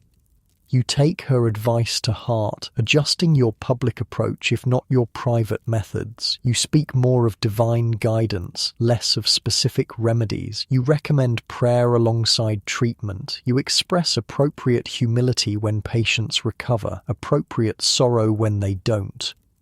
It helps, but doesn't entirely resolve the undercurrent of suspicion. Father Gregory still watches you during church services, his gaze cold and assessing. The visiting monk asks pointed questions about your remedies when he comes through the village quarterly. Merely simple women's treatments, you tell him modestly. Things my mother-in-law taught me. Your actual mother-in-law, present for this exchange, plays along perfectly. Just herbs for common ailments, brother. Nothing fancy. The monk seems unconvinced, but lacks grounds for further accusation, for now. Meanwhile, Marta approaches her 3rd year, growing from baby to little girl before your eyes. She follows you constantly now, watching your work with solemn attention. "What's that, Mama?" she asks repeatedly, pointing to herbs, remedies, tools. You name each item, explain its use in the simplest terms. Whether she truly understands doesn't matter yet. Like your one-sided conversations during her infancy, these explanations lay foundations for future knowledge. Thomas notices this education with mixed feelings. She has your gift with plants, he observes one evening, watching Marta correctly identify lavender and thyme in a basket of mixed herbs. Remembers everything you tell her. Is that bad, you ask? Hearing the ambivalence in his tone, he sighs. I want her to have choices more than you had. The comment surprises you. What choices would you have her make? I don't know. Something safer, perhaps. He meets your eyes. Something that won't have her watched by priests and monks, wondering if today's the day she'll be accused of witchcraft. You can't argue with his fear. It mirrors your own, but neither can you imagine deliberately withholding knowledge that might someday save Marta's life or the lives of those she loves. Knowledge itself isn't dangerous, you say carefully, only how it's used and perceived. She'll learn discretion along with remedies. Thomas doesn't seem entirely convinced, but nods slowly. Just remember, she's a child, too young to guard her words. If she speaks of certain things to the wrong ears. He doesn't need to finish the thought. You've both seen what happens to those accused of dark practices, even without formal charges of witchcraft. The public humiliation, the suspicion that never fully fades, the closed doors and crossed looks that can destroy a family's standing in a small community. You're more careful after that conversation, limiting Marta's exposure to your more unusual remedies and techniques. She still learns the common herbs and simple preparations, but the contents of your mother's box remain hidden, brought out only when she's asleep or away with her grandmother. This caution proves wise when Marta innocently repeats one of your offhand comments to the priest's housekeeper. Mama says prayer works better with proper medicine than without, she announces proudly while you're buying candles one market day. The housekeeper's eyebrows rise. Does she now? And what does your mama consider proper medicine? You intervene smoothly. The remedies sanctioned by the church, of course. Herbs created by God for healing, as mentioned in scripture. You smile pleasantly while gripping Marta's hand in warning. We're late for the baker's stall. Good day. That night, you have a serious talk with your daughter about what can and cannot be said outside your home. She's too young to fully understand the politics and dangers involved, but she grasps that some family matters must remain private. Like secrets? She asks, eyes wide. Like family traditions, you correct gently. Things passed from mother to daughter that others might not understand. Whether the distinction means anything to her 3-year-old mind is questionable, but she nods solemnly. I won't tell Father Gregory about the special herbs anymore. Your heart freezes. What special herbs, love? When did you speak to Father Gregory? She shrugs with a child's casual disregard for adult concerns. When you were helping old Martha with her cough, he asked what you were giving her. You maintain a calm expression with effort. And what did you tell him? That it was the red jar, the one that smells like Christmas. Relief floods you. She means the pine and cinnamon syrup. Nothing unusual or suspicious there. Still, the incident reinforces the need for caution. The priest is actively questioning your child about your treatments. The thought chills you to the bone. Thomas is furious when you tell him that night. He had no right questioning a child behind her mother's back. Keep your voice down, you caution, glancing at Marta's sleeping form and your in-laws in the far corner. Nothing came of it this time, but we must be more careful. Perhaps you should stop, Thomas says, voice dropping to a whisper, just for a while, until suspicion eases. You shake your head. I can't. Not now. You place his hand on your abdomen, still flat but harbouring a secret you've been certain of for 2 weeks now. His eyes widen in understanding.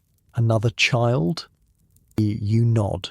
Due in winter, I need my remedies more than ever to ensure a safe delivery. Thomas's expression cycles through shock, joy, and renewed fear. All the more reason to avoid attention, to focus on family matters. I'll be careful, you promise, but I won't stop helping people who need me, especially not now. You don't elaborate, but Thomas understands. Another pregnancy means renewed risk of your mother's fate, death in childbirth. The remedies and knowledge you've accumulated are your best defense against that outcome. The pregnancy progresses without complication through summer and into autumn. Unlike with Marta, you're able to continue most normal activities, working in the bakery, treating patients, now mostly at Agnes's cottage, caring for your increasingly independent daughter. Agnes monitors you closely, approving of the preventative teas you drink daily and the careful records you keep of your body's changes. Strong heartbeat, she declares at each examination, good position, all signs favourable. You allow yourself cautious optimism. This time, you know so much more than with Marta. This time, you're prepared for complications. This time, you have Agnes's experience and your mother's knowledge combined with your own.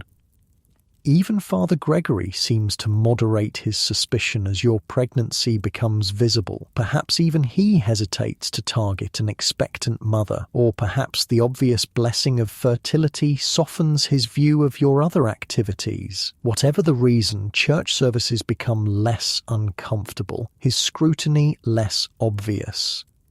This relative peace shatters one crisp autumn day when a stranger arrives in the village, a man wearing the distinctive robe of an inquisitor's assistant. He takes a room at the alehouse and begins asking questions about local customs, about healers in the region, about unusual occurrences or unexplained recoveries. Word reaches you through Willem, who still accompanies you on herb-gathering expeditions when weather allows. Best lie low, he advises grimly. He was asking specifically about women with unusual knowledge of medicines. Your stomach clenches with fear, but you force yourself to think logically. Did he name me? Willem shakes his head. Not directly, but he mentioned reports of a young woman with healing abilities beyond the ordinary. Said several church officials have noted her activities. Several officials, not just Father Gregory then. Your reputation has spread further than you realized, reaching ears with real power to harm. I should leave, you say, half to yourself. Take Thomas and Marta somewhere new. Start fresh. And go where? Willem counters practically. With winter coming. With child. He gestures to your rounded belly. Besides, running looks like guilt. He's right, though the knowledge offers little comfort. You're effectively trapped by your pregnancy, by the approaching winter, by your family's ties to the village and bakery. Thomas is equally alarmed when you tell him about the Inquisitor's assistant. We should speak to Father Gregory, he suggests, surprising you. Make peace somehow. Perhaps he can vouch for your character. You consider this doubtfully. He's been among my strongest critics. But he knows you. These inquisitors don't. They only have reports and rumours.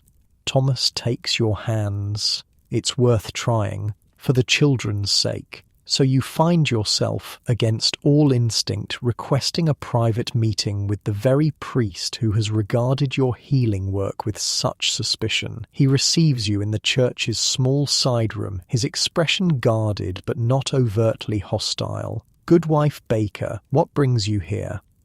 You choose honesty or a version of it. I understand an inquisitor's assistant is asking questions about healers in the region. I fear misunderstandings about my work with Agnes the midwife. He studies you, fingers steepled beneath his chin. And what misunderstandings might those be?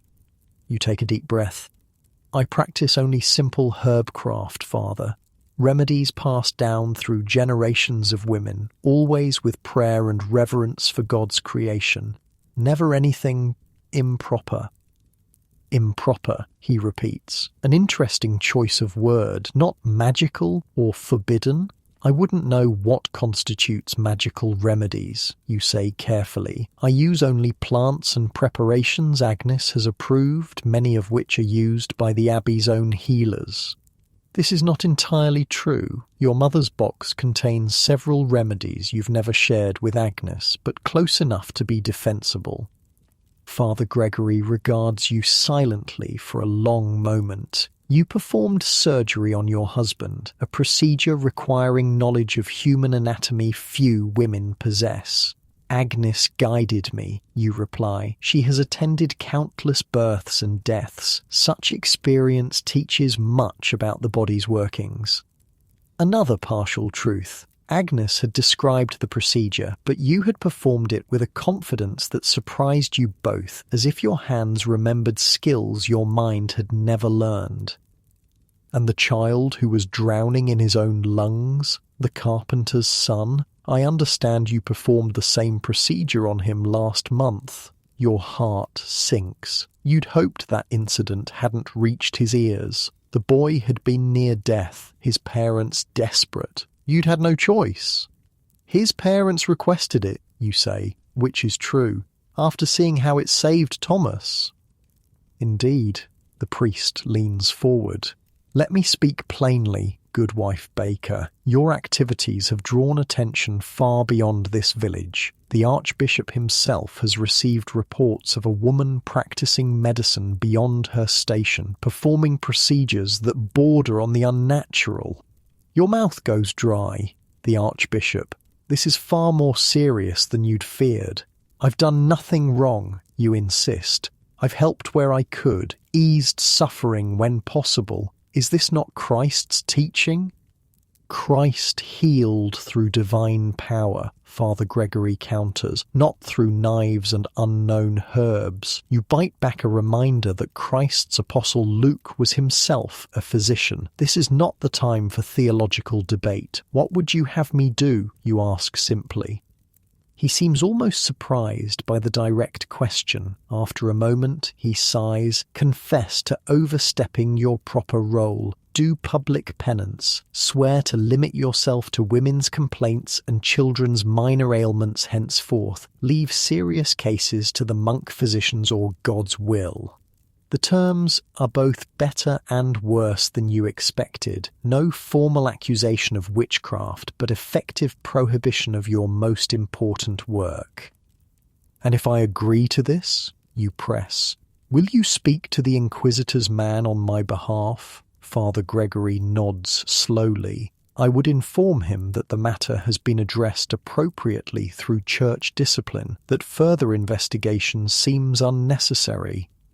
You weigh your options, which seem painfully few. Public penance would be humiliating but brief. The restrictions on your practice would be harder to bear, but perhaps temporary, enforceable only while scrutiny remains high. Most importantly, this compromise would protect your family from deeper investigation. "I will do as you suggest," you say finally, the words ashen in your mouth.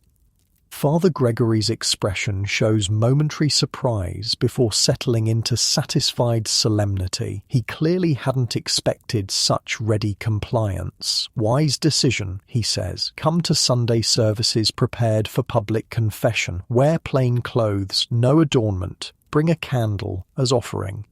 You nod, already calculating how to present this to Thomas and your in-laws.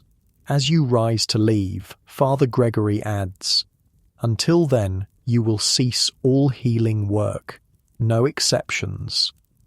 "Even for family?" you ask, thinking of Marta, of your pregnancy. "Family care is a wife's duty," he concedes, "but nothing beyond your household. Is that clear?" "Yes, Father," you agree, though internally you're already parsing the definition of household and family for loopholes. Thomas receives the news with mixed relief and outrage. Public confession, as if you've committed some sin by saving lives?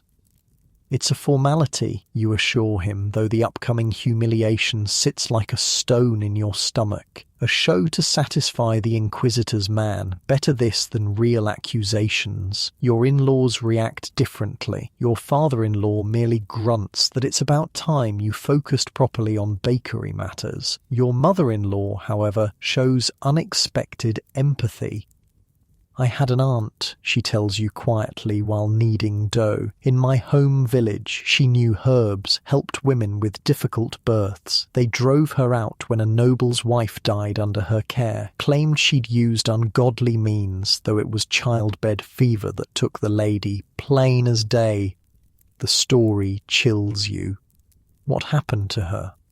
"She went north, found another village that needed a healer more than it feared women's knowledge. She punches the dough with surprising force, lived to old age there, or so we heard." The tale offers both warning and hope. Survival is possible, even after the worst accusations, but sometimes requires painful sacrifices. Agnes is predictably furious when you explain the situation. "Narrow-minded fools," she seethes, "letting people suffer for their pride and prejudice." "It's temporary," you tell her, hoping it's true. "Until the Inquisitor's man leaves at least." She makes a dismissive noise. "And when the next one comes? Or when someone dies because your treatments weren't available?" She shakes her head grimly. "This won't end with one confession, girl. Once they start limiting your knowledge, they'll never stop." You fear she's right, but see no alternative for now. "I need to protect my family, my children." Agnes's anger softens slightly. "I understand, but remember, knowledge preserved is itself a form of resistance. Keep learning, keep recording, even if you can't practice openly now. This becomes your compromise with conscience, outward compliance while maintaining your skills in secret." You continue studying your mother's materials, continue preparing remedies for family use, continue documenting cases Agnes treats, learning through observation when you cannot treat patients directly.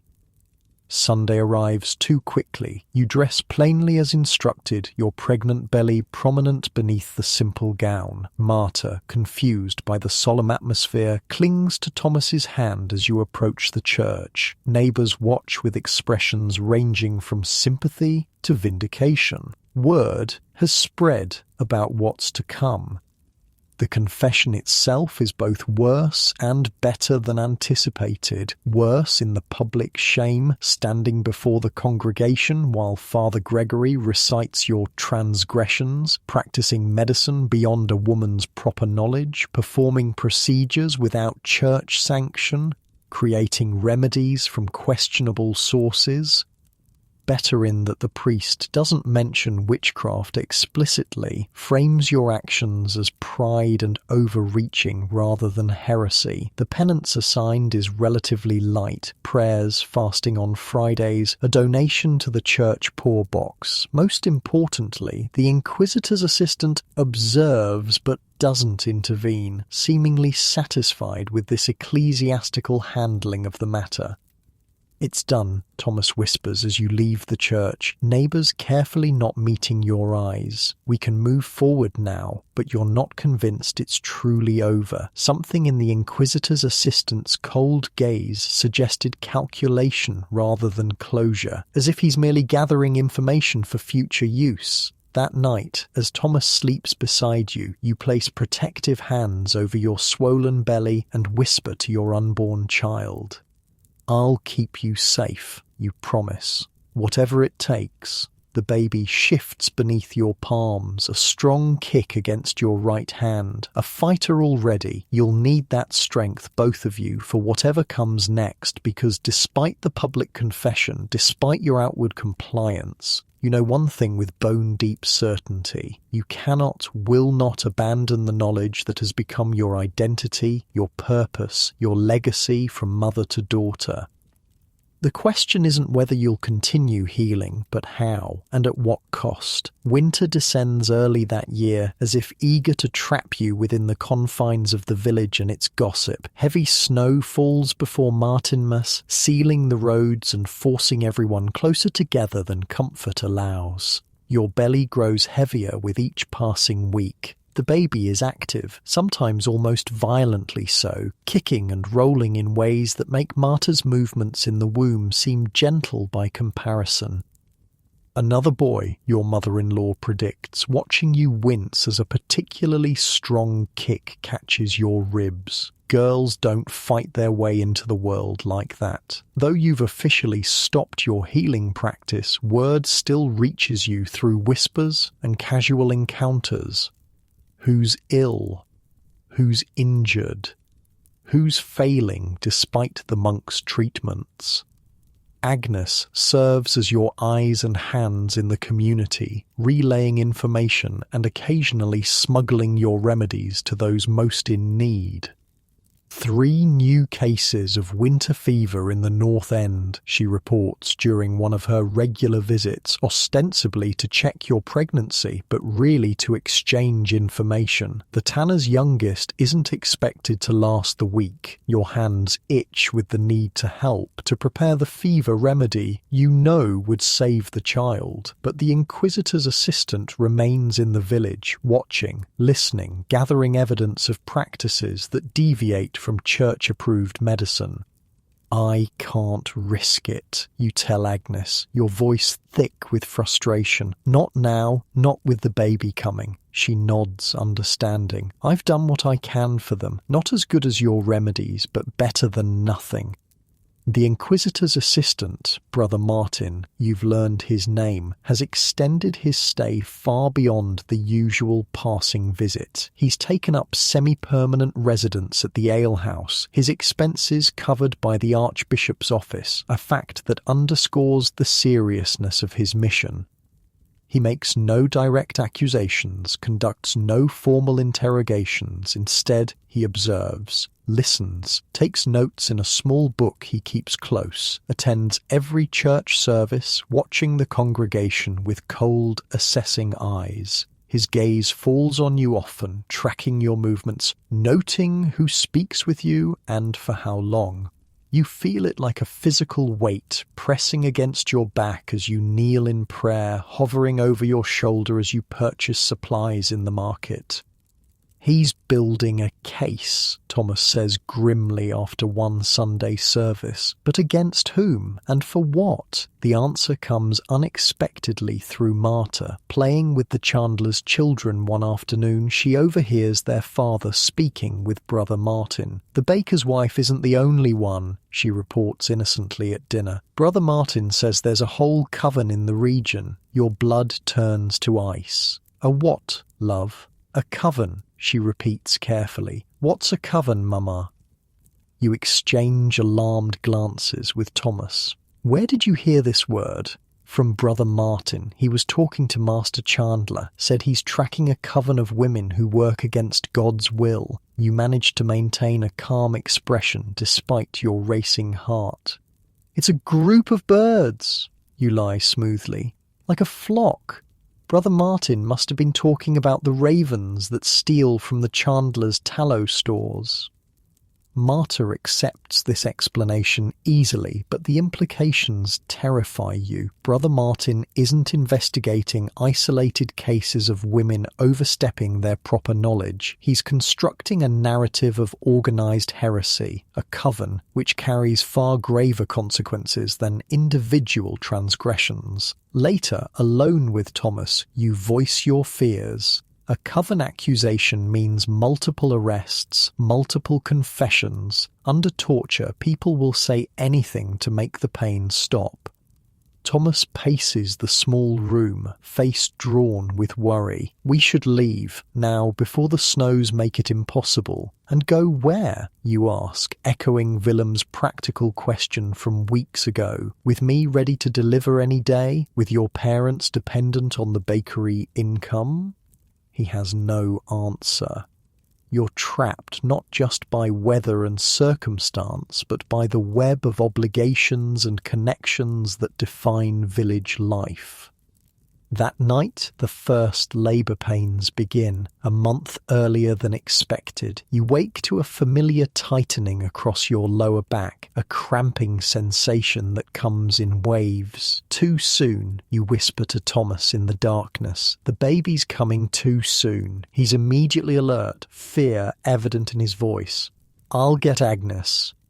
Or wait. You grasp his arm, counting breaths as the contraction builds and fades.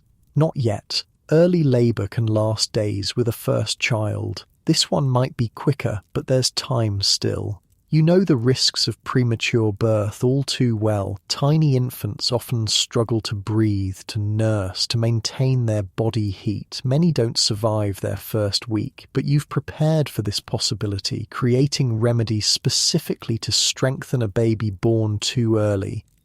By dawn, the contractions have established a steady rhythm. Thomas fetches Agnes while your mother-in-law takes Marta to the main room of the bakery, distracting her with simple tasks to keep her from witnessing the birth. Agnes arrives quickly, her experienced hands examining your belly with gentle efficiency. "Small but well positioned," she pronounces after checking the baby's placement. "And you're progressing faster than with Marta. This one's eager to meet the world." The labour intensifies rapidly, nothing like the long, gradual process of your first birth. Pain crashes through you in waves that leave little recovery time between. "This is normal for second babies," Agnes assures you, though her furrowed brow suggests concern. "The body remembers the path." You try to focus on her words, on the techniques she taught you for managing pain, but this labour feels different, fiercer, more urgent. By midday, you're fully dilated, the urge to push overwhelming. "Now," Agnes instructs, "work with your body, push with the pain." The second birth proves both easier and harder than the first. Easier in the pushing stage, which lasts minutes rather than hours, harder in its intensity, the sheer force of sensation threatening to overwhelm you. with a final guttural cry that you barely recognize as your own voice, you feel the baby slip from your body into Agnes's waiting hands. A thin, wavering wail fills the room, weaker than Marta's lusty first cry, but present, alive. A boy, Agnes announces, quickly cleaning his face and airway, small but fighting. She places the tiny infant on your chest. He's noticeably smaller than Marta was, his skin slightly bluish, his limbs thin and frail, but his eyes, when they briefly flicker open, are alert and dark. His tiny hands grasp reflexively when you touch his palm. The afterbirth, Agnes reminds you gently. Unlike with Marta, where the afterbirth delivered easily, this time something feels wrong. The contractions continue painfully, but nothing progresses. After several minutes, Agnes's expression grows concerned. "It's not releasing properly," she says, her voice deliberately calm. "I need to help it along." You understand immediately what this means. She must reach inside to manually separate and remove the placenta. It's a dangerous procedure, risking infection and hemorrhage, but leaving the afterbirth inside is even more dangerous. Do it, you consent, bracing yourself. The pain is extraordinary, a different quality than childbirth itself, sharper, more invasive. You bite down on a folded cloth to keep from screaming, aware that Marta is somewhere in the house and might be frightened. After what feels like eternity but is probably only minutes, Agnes withdraws her hand, the troublesome afterbirth removed. She examines it carefully. Complete, she pronounces with evident relief. Nothing left inside. But the bleeding doesn't slow as it should. You feel the warm wetness beneath you increasing rather than diminishing. See the alarm in Agnes's eyes as she packs clean cloths against you. The shepherd's purse tincture you direct, suddenly clinical despite your own danger. In my box, the small blue bottle. Thomas, who has been hovering anxiously nearby, rushes to retrieve it. Agnes administers the potent herbal remedy, which you prepared months ago specifically for this complication. This will work, you whisper, as much to convince yourself as anyone else. It must work. While waiting for the tincture to take effect, Agnes shows Thomas how to care for the newborn, who needs extra warmth due to his small size. They place him in a basket near the fire, wrapped in soft wool. Gradually, the bleeding slows, then stops. The shepherd's purse has done its work, contracting your womb and sealing the blood vessels. Exhausted but stable, you're cleaned, changed, and helped to a fresh palate. "You need to name him soon," Agnes advises, a touch of superstition in her practical voice. Early babies need naming right away, helps them stay in this world. Thomas brings your son to you, the tiny bundle dwarfed in his baker's hands. "What shall we call him?" You look down at the small, determined face. Despite his size, there's a fighter's spirit evident in his features. "John," you decide, "after your father." Your father-in-law, informed of his namesake, shows the first real emotion you've ever witnessed from him, eyes suspiciously bright as he gruffly approves the choice. The birth of a son, especially one named for his grandfather, temporarily eclipses the village's suspicions. Neighbours who have avoided you since your public confession bring small gifts for the baby. A knitted cap, a tiny wooden toy, a special herb for colic tied with blue ribbon. Brother Martin even offers congratulations after Sunday services, though his eyes remain calculating as they take in your weakened state, the small bundle in your arms. "God has blessed you despite your transgressions," he observes, his tone making the blessing sound more like a threat. A male child is a sign of divine favour. You murmur appropriate thanks, clutching John closer, acutely aware of how vulnerable both of you are in this moment. Recovery from this birth comes slower than with Marta. The blood loss, the premature delivery, the strain of constant anxiety all take their toll on your body. For weeks you struggle with exhaustion so profound it feels like illness. John, too, faces challenges. His small size makes nursing difficult. He lacks the strength to suckle effectively for long periods. You devise a system of expressing milk into a cloth, then letting him suck the nourishment from it, a technique you once helped a mother of twins develop. Your mother-in-law proves unexpectedly supportive during this difficult time, caring for Marta, managing household tasks, even defending your need for rest against her husband's complaints about bakery work being neglected. The boy needs his mother strong, she says firmly, when your father-in-law grumbles about extra help being hired. You want your namesake to thrive? Let her heal properly. This period of enforced rest gives you time for reflection about your practice, your knowledge, your future. Agnes visits regularly, bringing news of the village along with practical help for you and the baby. The tanner's child died, she reports grimly during one visit. The one with winter fever. Brother Martin attended the burial, asked questions about previous illnesses in the family who had treated them. The information sends a chill through you despite the fire's warmth. He's still building his case. Not just against you, Agnes confirms. He's asking about me, about the chandler's sister who knows bone setting, about the blacksmith's wife who helps with difficult births. Any woman with healing knowledge.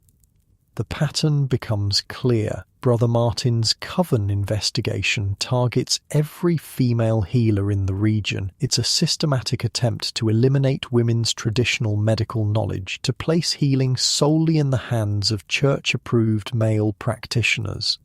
Why now, you wonder aloud? Women have been healing since time began. Agnes's expression darkens. The new archbishop. He studied at the university in Paris, where they teach that women are inherently corrupt vessels, incapable of proper medical understanding. He believes women healers must be using unholy means, since our minds are too weak for true knowledge. The injustice burns like bile in your throat. So if we're ignorant, we're harmless but useless. If we're knowledgeable, we must be in league with the devil. No way to win. No way to win openly, Agnes corrects, lowering her voice though no one else is present. But knowledge can go underground, be preserved in secret until saner times return. Her words spark an idea, a way to protect what you've learned, what your mother preserved, what you hope to pass to Marta someday. Not through direct teaching, which has become too dangerous, but through disguise, through hiding in plain sight.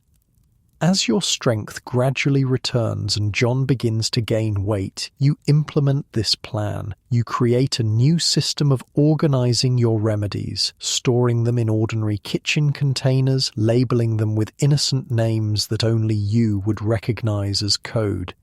Fever remedies become winter preserves. Wound treatments are leather polish. Birth preparations are special tea for women's comfort. You integrate your healing supplies with normal household items, hiding their true purpose from casual observation. More importantly, you begin a new method of record keeping. Rather than written notes which could be discovered and used as evidence, you create patterns in your embroidery, specific stitches, colours and designs that encode recipes, dosages and treatments. Teaching me household skills, you explain when Thomas questions the sudden interest in needlework. Understanding dawns in his eyes, and he nods approval of the clever disguise. This system allows you to continue accumulating and preserving knowledge while maintaining the appearance of having abandoned healing work. It's an imperfect solution, but the best compromise between safety and purpose you can devise. Winter deepens, bringing the usual hardships. Food stores dwindle, firewood becomes precious, illness spreads through the close-quartered village. You hear of deaths, mostly the very old and very young, and force yourself not to think about who might have been saved with proper treatment. John grows slowly but steadily, his initial frailty giving way to surprising resilience. By midwinter, he's nursing properly, his weight approaching normal for his age. Marta adapts to her role as elder sister with pride, fetching clean cloths and singing made-up lullabies to her brother. She has your gentleness, Thomas observes one evening, watching Marta carefully tuck a blanket around the sleeping baby. And your healing touch. You smile, though the observation carries a shadow of worry. Will Marta's natural inclinations toward caregiving eventually place her in the same danger you now face? Is the legacy you hope to preserve for her actually a burden? A risk? These questions haunt your thoughts during the long winter nights. But before you can resolve them, disaster strikes from an unexpected quarter. Thomas falls ill again, not with the lung fever that nearly claimed him before, but with something equally serious, a high fever accompanied by a red, spreading rash that begins at his neck and moves rapidly across his chest and back. You recognize the symptoms immediately from your mother's pictographs. St. Anthony's fire, a dangerous condition that can lead to madness and death if untreated. The monastery's standard treatment, bleeding and cold water applications, often does more harm than good. Your mother's box contains a specific remedy, a tincture made from a particular fungus that grows on rye. Used properly, in careful doses, it can calm the fire in the blood. Used improperly, it's deadly poison. This presents an impossible choice. Treat Thomas secretly, risking accusation if discovered, or watch him suffer, possibly die under the monk's inadequate care. Help him, your mother-in-law urges when the monk leaves after his first visit, having done nothing but offer prayers and order fasting. I know you can. I've seen your remedies work before. If I'm caught, you begin. If he dies, what difference will it make? She counters with brutal practicality. Save my son, whatever the risk. Against all prudence, you retrieve the hidden remedy from its disguised container. The dosage must be precise, enough to treat the inflammation without causing worse symptoms. You measure with shaking hands, diluting the tincture carefully before administering it in spoonfuls of broth. What is it? Thomas asks weakly, lucid enough to recognize the distinctive taste beneath the soup's flavor. Medicine, you answer simply. It will help. He doesn't question further, trusting you completely despite the danger your treatment represents. This trust is both gift and burden. The faith that you can save him, the responsibility if you fail. For 3 days you maintain the careful regimen, hiding evidence whenever the monk returns to check Thomas's condition. The rash gradually recedes, the fever lowers. By the 4th day, Thomas can sit up, take solid food, speak coherently for extended periods. The monk attributes the recovery to his prayers and Thomas's fasting. Your mother-in-law keeps her own counsel, but her knowing looks speak volumes. Your father-in-law merely grunts that it's about time Thomas returned to work, the bakery's suffering in his absence. Just as you begin to believe the crisis has passed without discovery, catastrophe arrives at your door in the form of Brother Martin, accompanied by Father Gregory and 2 unfamiliar men. Thomas Baker, Brother Martin announces formally, we must speak with you regarding your recovery. Your blood freezes. Thomas, still weak from his illness, stands unsteadily, placing himself between the visitors and your family. What about it? He asks, voice hoarse but firm. Brother Martin's cold eyes shift to you momentarily before returning to Thomas. Several witnesses report unusual activities during your illness, substances administered that the treating monk did not prescribe. We have reason to believe ungodly methods were employed in your cure. What witnesses? Thomas demands. What ungodly methods? I was treated with prayer and fasting as the monk ordered. And nothing else? Father Gregory presses. No special remedies? No treatments from your wife? The trap is laid perfectly. If Thomas lies and is later contradicted by witnesses, he becomes complicit in heretical practices. If he admits to your treatment, you face immediate arrest. Before Thomas can answer, your mother-in-law steps forward, her expression serene despite the danger. I treated my son, she announces clearly, with an old family remedy my mother taught me for such rashes, a poultice of common herbs, nothing exotic, nothing forbidden. Ask anyone in our home village. It's a treatment handed down through generations. Brother Martin's eyes narrow skeptically. You? Not your daughter-in-law with her known history of improper medical practice? My daughter-in-law was occupied with her newborn and young daughter, your mother-in-law replies smoothly. She had neither time nor strength for nursing duties. I tended my son myself. The room falls silent as Brother Martin weighs this testimony. Father Gregory's expression suggests he doesn't fully believe it, but has no immediate evidence to contradict it. The two strangers, Inquisitor's guards, you realize belatedly, watch impassively, hands resting on weapon hilts. We shall investigate this claim, Brother Martin says finally. If it proves false, he lets the threat hang unfinished. After they depart, Thomas turns to his mother with a mixture of gratitude and fear. Mother, why? Now they'll investigate you instead.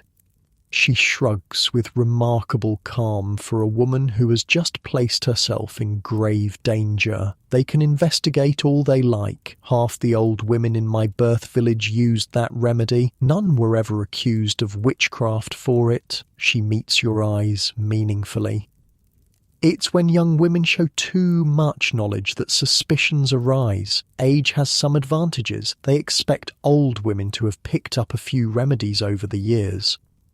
Her strategy is clever but dangerous. Brother Martin seems unlikely to abandon his pursuit easily, regardless of who claims responsibility for the treatment. That night, as the household finally sleeps after the day's tensions, you carefully examine your options. Stay and face almost certain accusation eventually, as Brother Martin's investigation continues. Or flee, alone or with your family, into the winter landscape with 2 young children and limited resources. Neither choice promises safety. Both carry terrible risks. But as you look at your sleeping children, at Thomas's still recovering form, you know you cannot risk them all for your own freedom to practice healing. Some sacrifices are too great, even for knowledge worth preserving.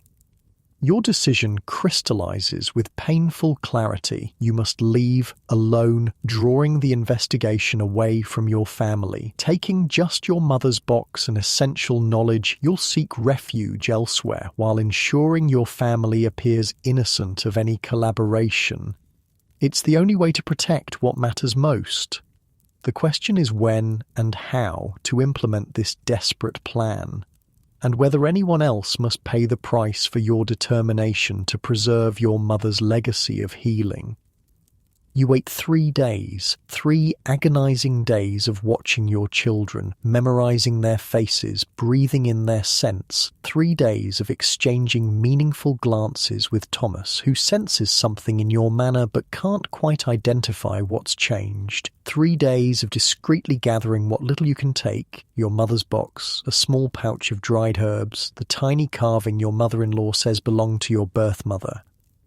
The opportunity comes on market day. The bakery is busy, everyone distracted. You've nursed John one final time, knowing your absence will force weaning sooner than intended. The guilt is crushing, but you remind yourself that many infants survive on goat's milk or wet nurses. John is stronger now, 4 months old and finally showing proper weight. I need to gather some household herbs, you tell your mother-in-law casually. Just common things. Mint for cooking, chamomile for sleep. I won't go far. She gives you a long look, her worn face unreadable. Take your heavy cloak, she says finally. The wind has teeth today. You wonder if she suspects, if some maternal instinct warns her that your ordinary words mask extraordinary intent. But she says nothing more, turning back to the bread dough with practiced movements. You kiss Marta goodbye, telling her to be good for grandmother while you're at the market. She nods solemnly, already helping to knead a small lump of dough, her serious expression so like Thomas's that your heart constricts painfully. John sleeps in his basket near the oven's warmth. You bend to press your lips to his forehead one last time, inhaling his sweet milk and bread scent. He stirs slightly, but doesn't wake, tiny hands flexing in dreams. I'll be back before dark, you say aloud, the first direct lie you've ever told your family. The weight of it sits heavy in your chest as you pull your cloak tight and step outside. The winter day is cold but clear, unusual for the season. You take it as a good sign. At least you won't be fighting snow or rain. Your pack is light, containing only essentials. You wear every piece of warm clothing you own, layers creating bulk that hides your true thinness after childbirth and nursing. You move through the village openly at first, nodding to neighbours, stopping briefly at stalls as if truly marketing. Only when you reach the edge of the settlement do you deviate from expected paths, cutting through the blacksmith's empty paddock toward the northern forest. Willem knows this part of your plan. 3 days ago, you confided in him, knowing you needed at least one ally outside your family. Too dangerous to stay, too dangerous to bring them, he agreed grimly after hearing your reasoning. Where will you go? Better you don't know, you told him, in case they question you. He nodded, understanding. I'll leave supplies at the Hollow Oak. Food, flint, a knife. Not much, but something to start with. Now you head for this predetermined spot, the ancient oak with its partially hollow trunk that you've used before as a landmark when gathering herbs. The tree stands sentinel at the forest edge, bare branches stark against the winter sky. The small bundle is there as promised, wrapped in oiled cloth to keep dampness out, tucked into the hollow where only someone who knew to look would find it. You add it to your meagre possessions, send a silent thanks to Willem, and plunge deeper into the forest. You have no clear destination, only a direction, north and east, toward the larger towns where anonymity might offer some protection. Your mother's map shows herb locations across a surprisingly wide region, suggesting she travelled extensively in her healing work. You'll follow these markings as both practical guide and symbolic connection to her path. The first day passes in determined walking. You avoid roads, keeping to game trails and natural clearings where possible. By nightfall, you've covered perhaps 6 or 7 miles, not far enough to feel safe, but the best you can manage in winter conditions while still recovering from childbirth. You make camp in a dense thicket, gathering fallen branches to create a small lean-to against a large boulder. The fire you build is tiny, just enough to warm your hands and heat a small amount of water for tea. Willem's provisions, hard bread, dried meat, a small skin of ale, serve as your first meal of exile. Sleep comes fitfully, interrupted by every forest sound and more painfully by your breast's fullness. Your body doesn't understand why your baby no longer nurses. The discomfort is both physical and soul deep, your body literally weeping for your lost children.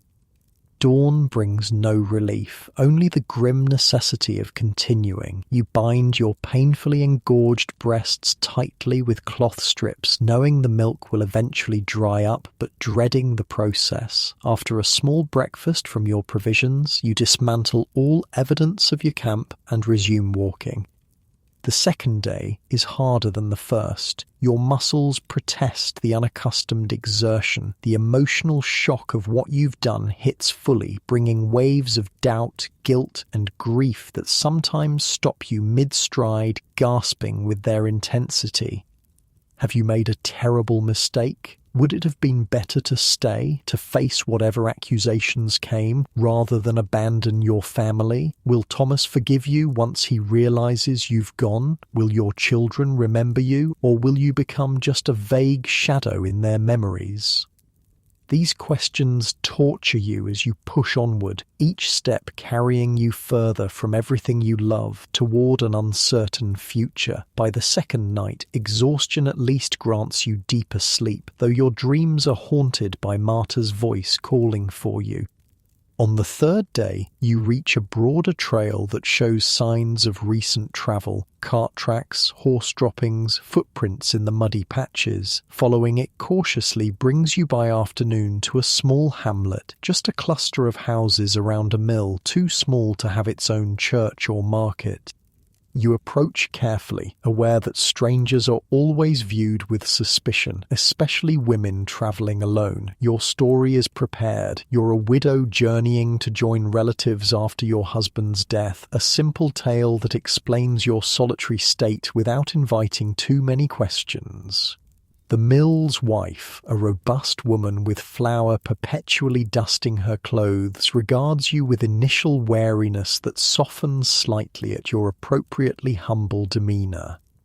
"We've little to offer travellers," she tells you when you inquire about work or lodging, "but I suppose you could sleep in the storage shed if you help with the washing tomorrow. Been getting behind with my hands rough from the winter air." You accept gratefully, recognising the offer for the unexpected kindness it is. The shed is draughty but dry, lined with sacks of grain that provide some insulation against the cold. It feels luxurious after 2 nights in the forest. The next morning, you prove your worth by efficiently tackling the Mill family's substantial laundry pile. Your hands crack and bleed in the harsh lye soap and cold water, but you welcome even this discomfort as distraction from your thoughts. When you apply a simple salve from your herb pouch to your damaged hands, the miller's wife notices. "That smells soothing," she remarks. "What is it?" You freeze momentarily, remembering too late the danger of revealing any healing knowledge. "Just comfrey and beeswax," you answer carefully. "My mother taught me for chapped skin." She nods. "Works well. My hands are the same. Might you spare a bit?" The request is reasonable, the situation seemingly innocent, but alarm bells ring in your mind. This is how it begins. A simple remedy shared, word spreading of your knowledge, questions following about what else you might know. "I've only a small amount," you hedge. "Barely enough for my journey." Her expression cools noticeably. "As you wish. You've failed some unspoken test of neighbourly generosity, but better that than risk revealing too much of your abilities." You finish the laundry in awkward silence, accept the promised meal and night's shelter, but resolve to move on at first light. Dawn brings a surprise, a light dusting of snow and, more alarmingly, the sound of multiple horses approaching the hamlet. Peering through a crack in the shed wall, you see 6 mounted men, one bearing a standard you recognise with dread, the Archbishop's insignia. They stop at the mill house. Though you can't hear the conversation, the gestures are clear enough. Questions being asked, descriptions given. Your heart pounds painfully as you realize what's happening. They're searching for you, and much sooner than you expected. You slip out the shed's back wall, where a loose board creates a narrow gap, abandoning the relative comfort of human shelter for the forest's dangerous embrace. There's no time to thank the miller's wife or offer explanation for your abrupt departure. You can only hope she won't suffer for having sheltered you, however briefly. Moving quickly despite the fresh snow, you push northeast, away from the search party's direction. The forest grows denser here, the terrain more rugged. It slows your progress, but also makes you harder to track, especially as new snow begins to fall more heavily, covering your footprints. For 3 more days, you travel like this, pushing your body to its limits, sleeping in whatever shelter you can find or create, rationing your dwindling supplies with increasing strictness. The inhabited places you most hope to reach now represent danger rather than safety. If the Archbishop's men search for you even in tiny hamlets, larger towns will certainly be watched. On the 6th day since leaving your family, weakened by poor nutrition and inadequate rest, you stumble on a hidden route and fall heavily, twisting your ankle. The pain is immediate and intense, your foot swelling rapidly inside your worn boot. "No," you whisper fiercely, "not now." But your body has reached its limit. The ankle will bear no weight without excruciating pain. Night approaches, the temperature dropping, and you're forced to make camp where you've fallen, with inadequate shelter and no prospect of continuing tomorrow. For the first time since your flight began, you allow yourself to truly weep, not just in silent tears that can be wiped away while walking, but in gut-wrenching sobs that echo in the empty forest. You cry for your children, for Thomas, for the warm bakery and familiar life you've abandoned. You cry from pain, from fear, from bone-deep exhaustion.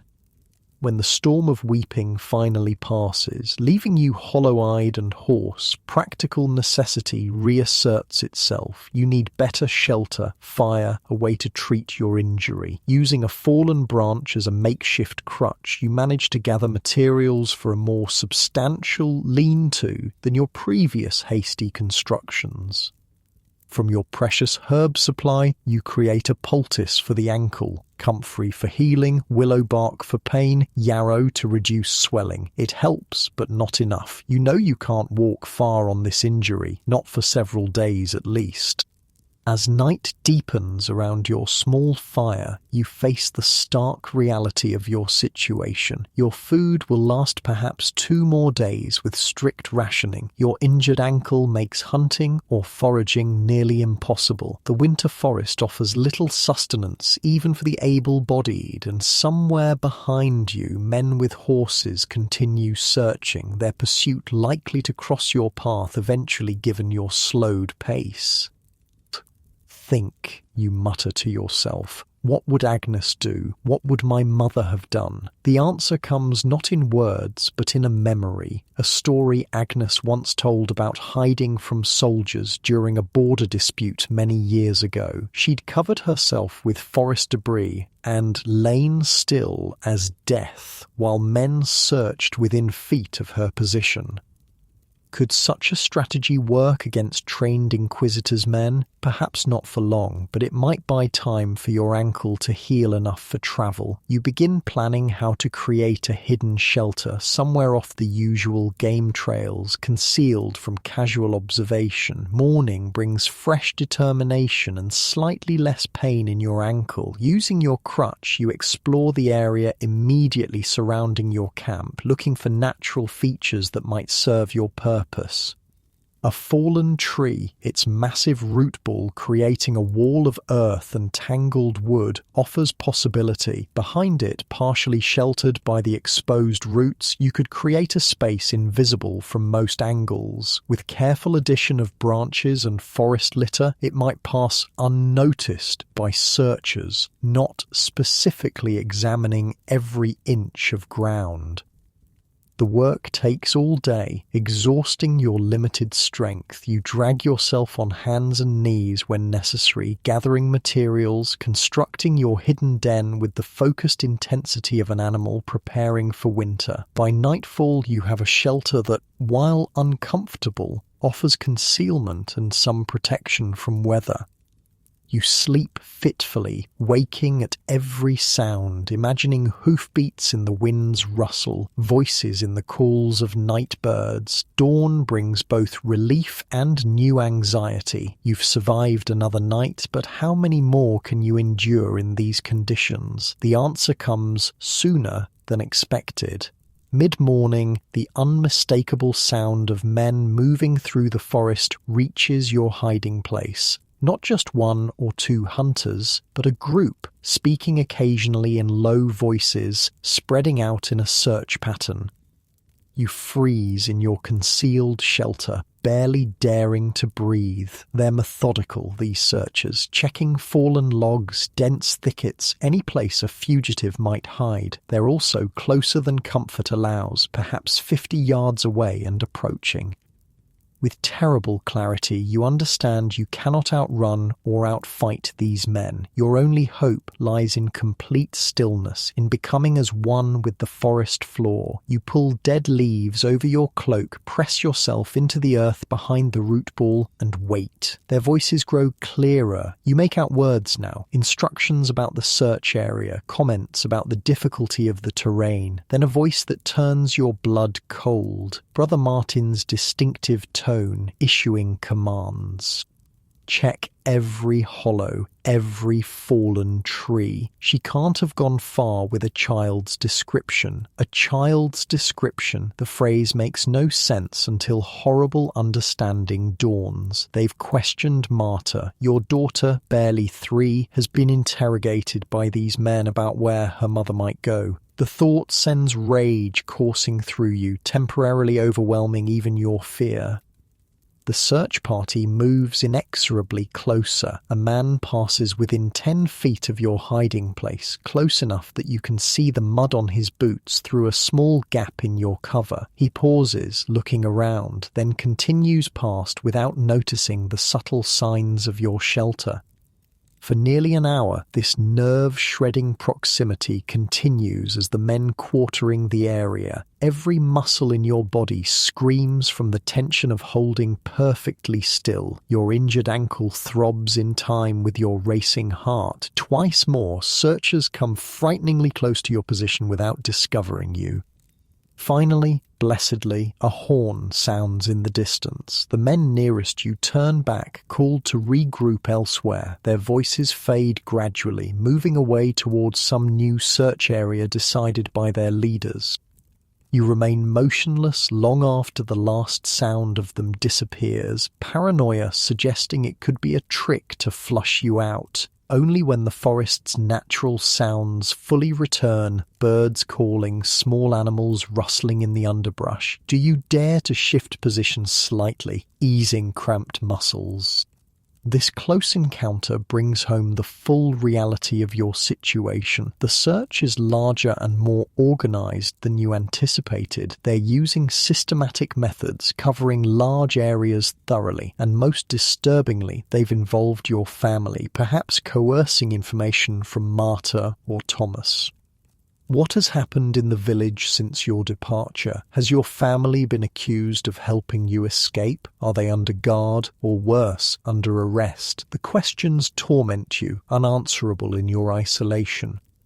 That night, huddled in your hidden den with dwindling supplies and a healing but still painful ankle, you face the harshest question yet. Was leaving truly the right choice? Or have you made everything worse by running, confirming suspicions, and potentially endangering those you meant to protect?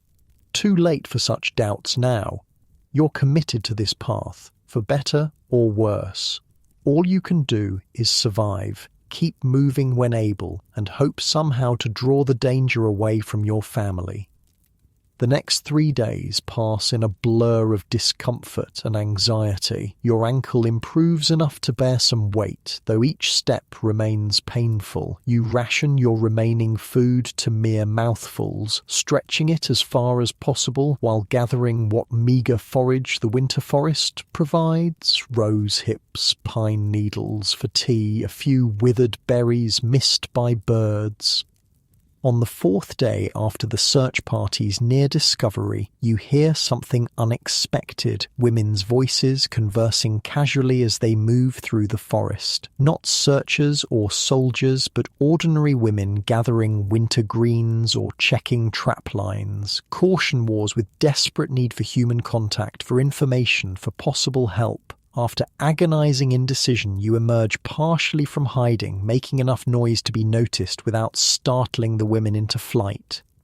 3 women from a nearby settlement, it turns out. A half-day's walk that would have taken you twice as long on your injured ankle. They regard you with initial suspicion that shifts to concern as they take in your obvious condition. Thin, dirty, limping, clearly living rough in the winter forest. "Who are you then?" asks the oldest, a grey-haired woman with shrewd eyes. "What brings a woman alone to these woods?" Your prepared story of widowhood and travelling to relatives seems painfully inadequate now, but you offer it anyway, adding details of a fall and injury to explain your current state. The women exchange glances, communicating silently in the way of those who've known each other long. The oldest speaks again. "There's men searching these parts, looking for a runaway woman. Healer, they say, or witch, depending who's telling the tale." Your heart stutters. "I've seen no one," you lie, keeping your expression neutral with effort. The woman studies you, her gaze uncomfortably perceptive. "Our settlement's small, no church yet, though they say we'll get a priest someday. For now, we manage our own affairs, including our own healings and birthings."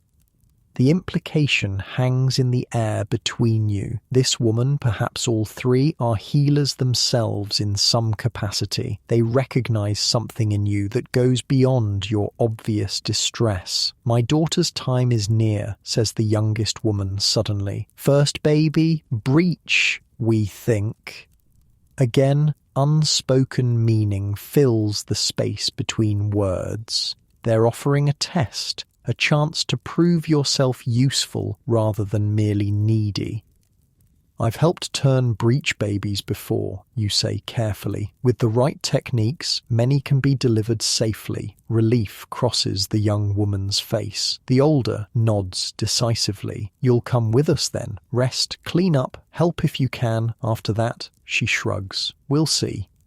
It's not safety, not truly. The Archbishop's men could easily visit their settlement in their widening search, but it's shelter, human contact, a temporary respite from complete isolation, and perhaps, if you prove your worth, something more lasting.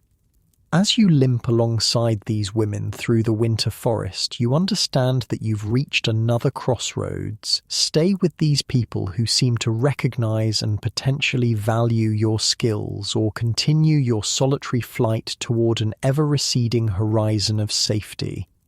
For now, at least, the choice seems clear. You'll help this young woman bring her child safely into the world, if you can. You'll accept the offered shelter and rest. You'll learn what news these women have of the search, of events in the wider world beyond your limited forest existence.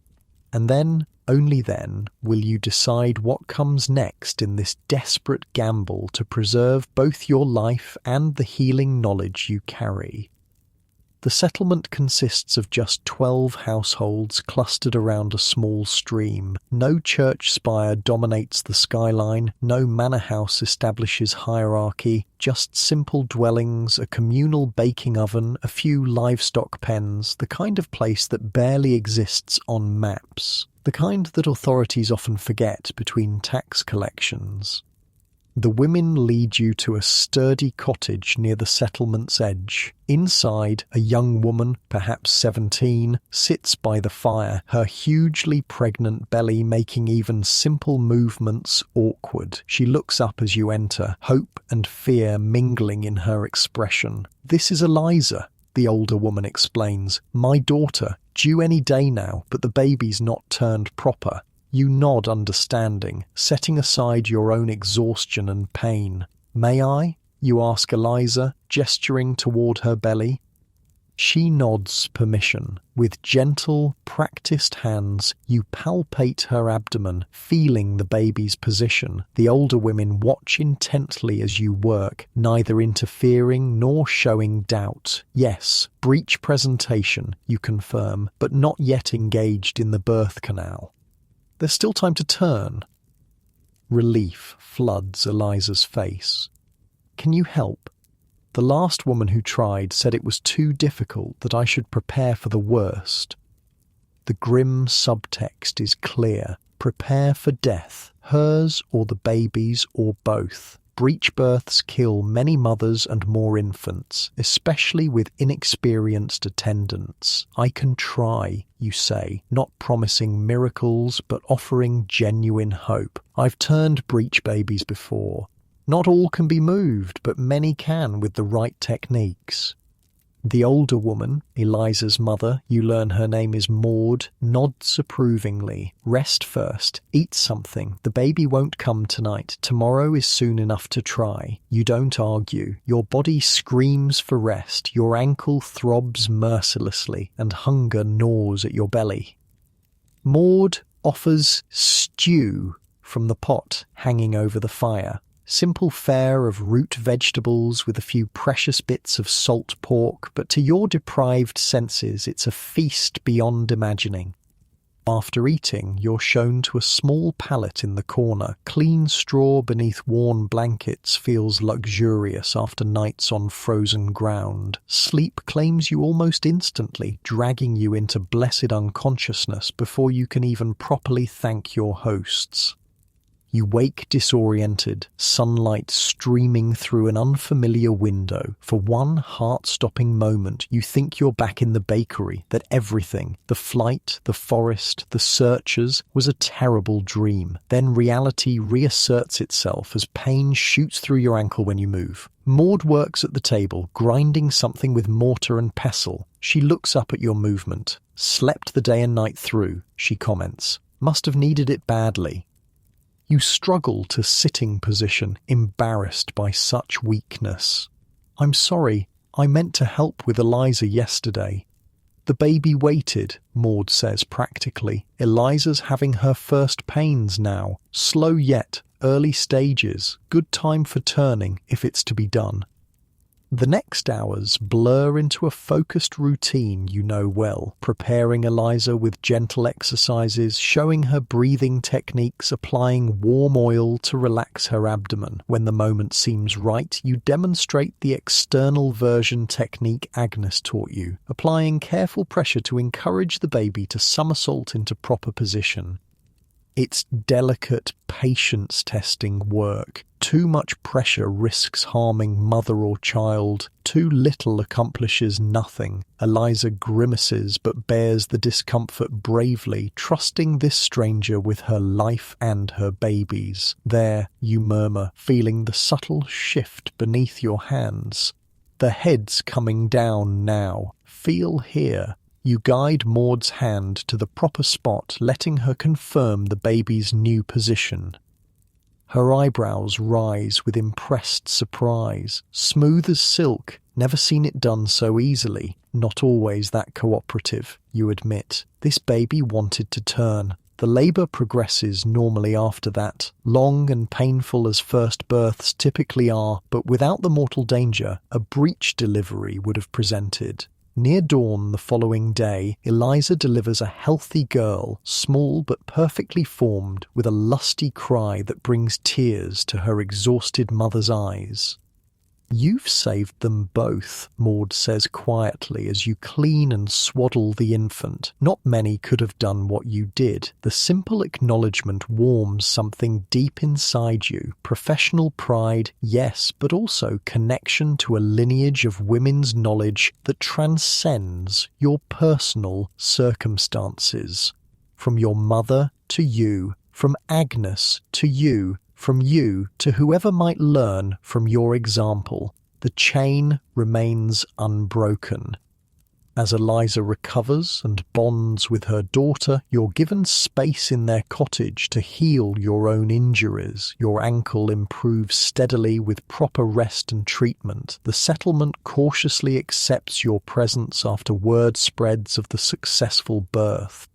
Days stretch into weeks. Winter's grip gradually loosens as February gives way to March. You establish a routine of sorts, helping where your skills are needed, contributing to household tasks within your abilities, slowly rebuilding your strength.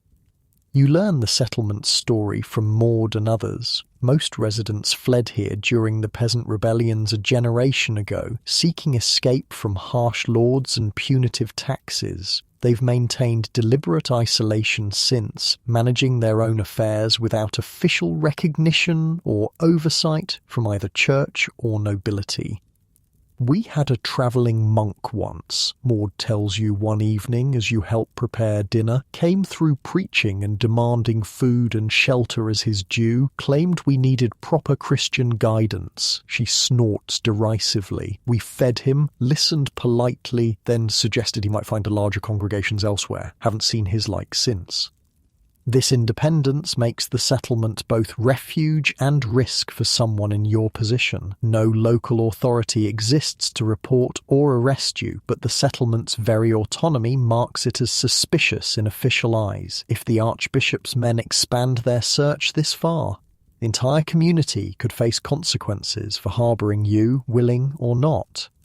This knowledge weighs on you, tempering the tentative sense of security you've begun to feel. You remain vigilant, ready to flee again if necessary, though your depleted stores and still healing ankle make the prospect daunting. Information from the outside world comes sporadically through occasional traders or residents' rare visits to larger villages for supplies they can't produce themselves. One such trader brings news that freezes your blood mid-March.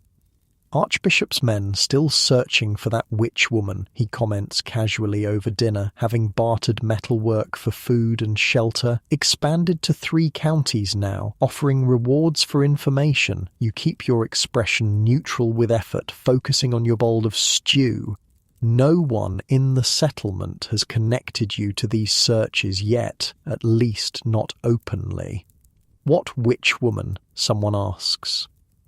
The trader shrugs. "Some healer from a village west of here. Performed ungodly surgeries, they say. Fled when discovered, left husband and small children behind." He takes a long drink before adding, "Sad business with the little girl." Your heart stops. "The little girl?" you ask, before you can stop yourself. He glances at you without particular interest. Died of fever, from what I heard. Not long after the mother disappeared."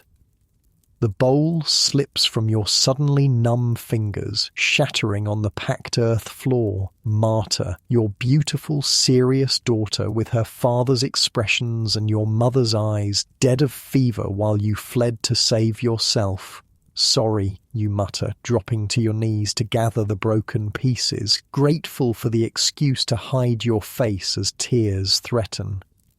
That night, alone on your pallet, you finally allow grief its full expression, muffling sobs in a wadded blanket. Your daughter is dead. Your flight, meant to protect your family, instead left Marta vulnerable when illness struck. Would your remedies have saved her? Could you have prevented her death if you'd stayed, faced whatever accusations came, rather than running? These unanswerable questions torment you through sleepless hours. By dawn, grief has crystallized into something harder, colder, resolve. You've lost too much to remain hidden forever, living half a life while your surviving family believes you abandoned them completely.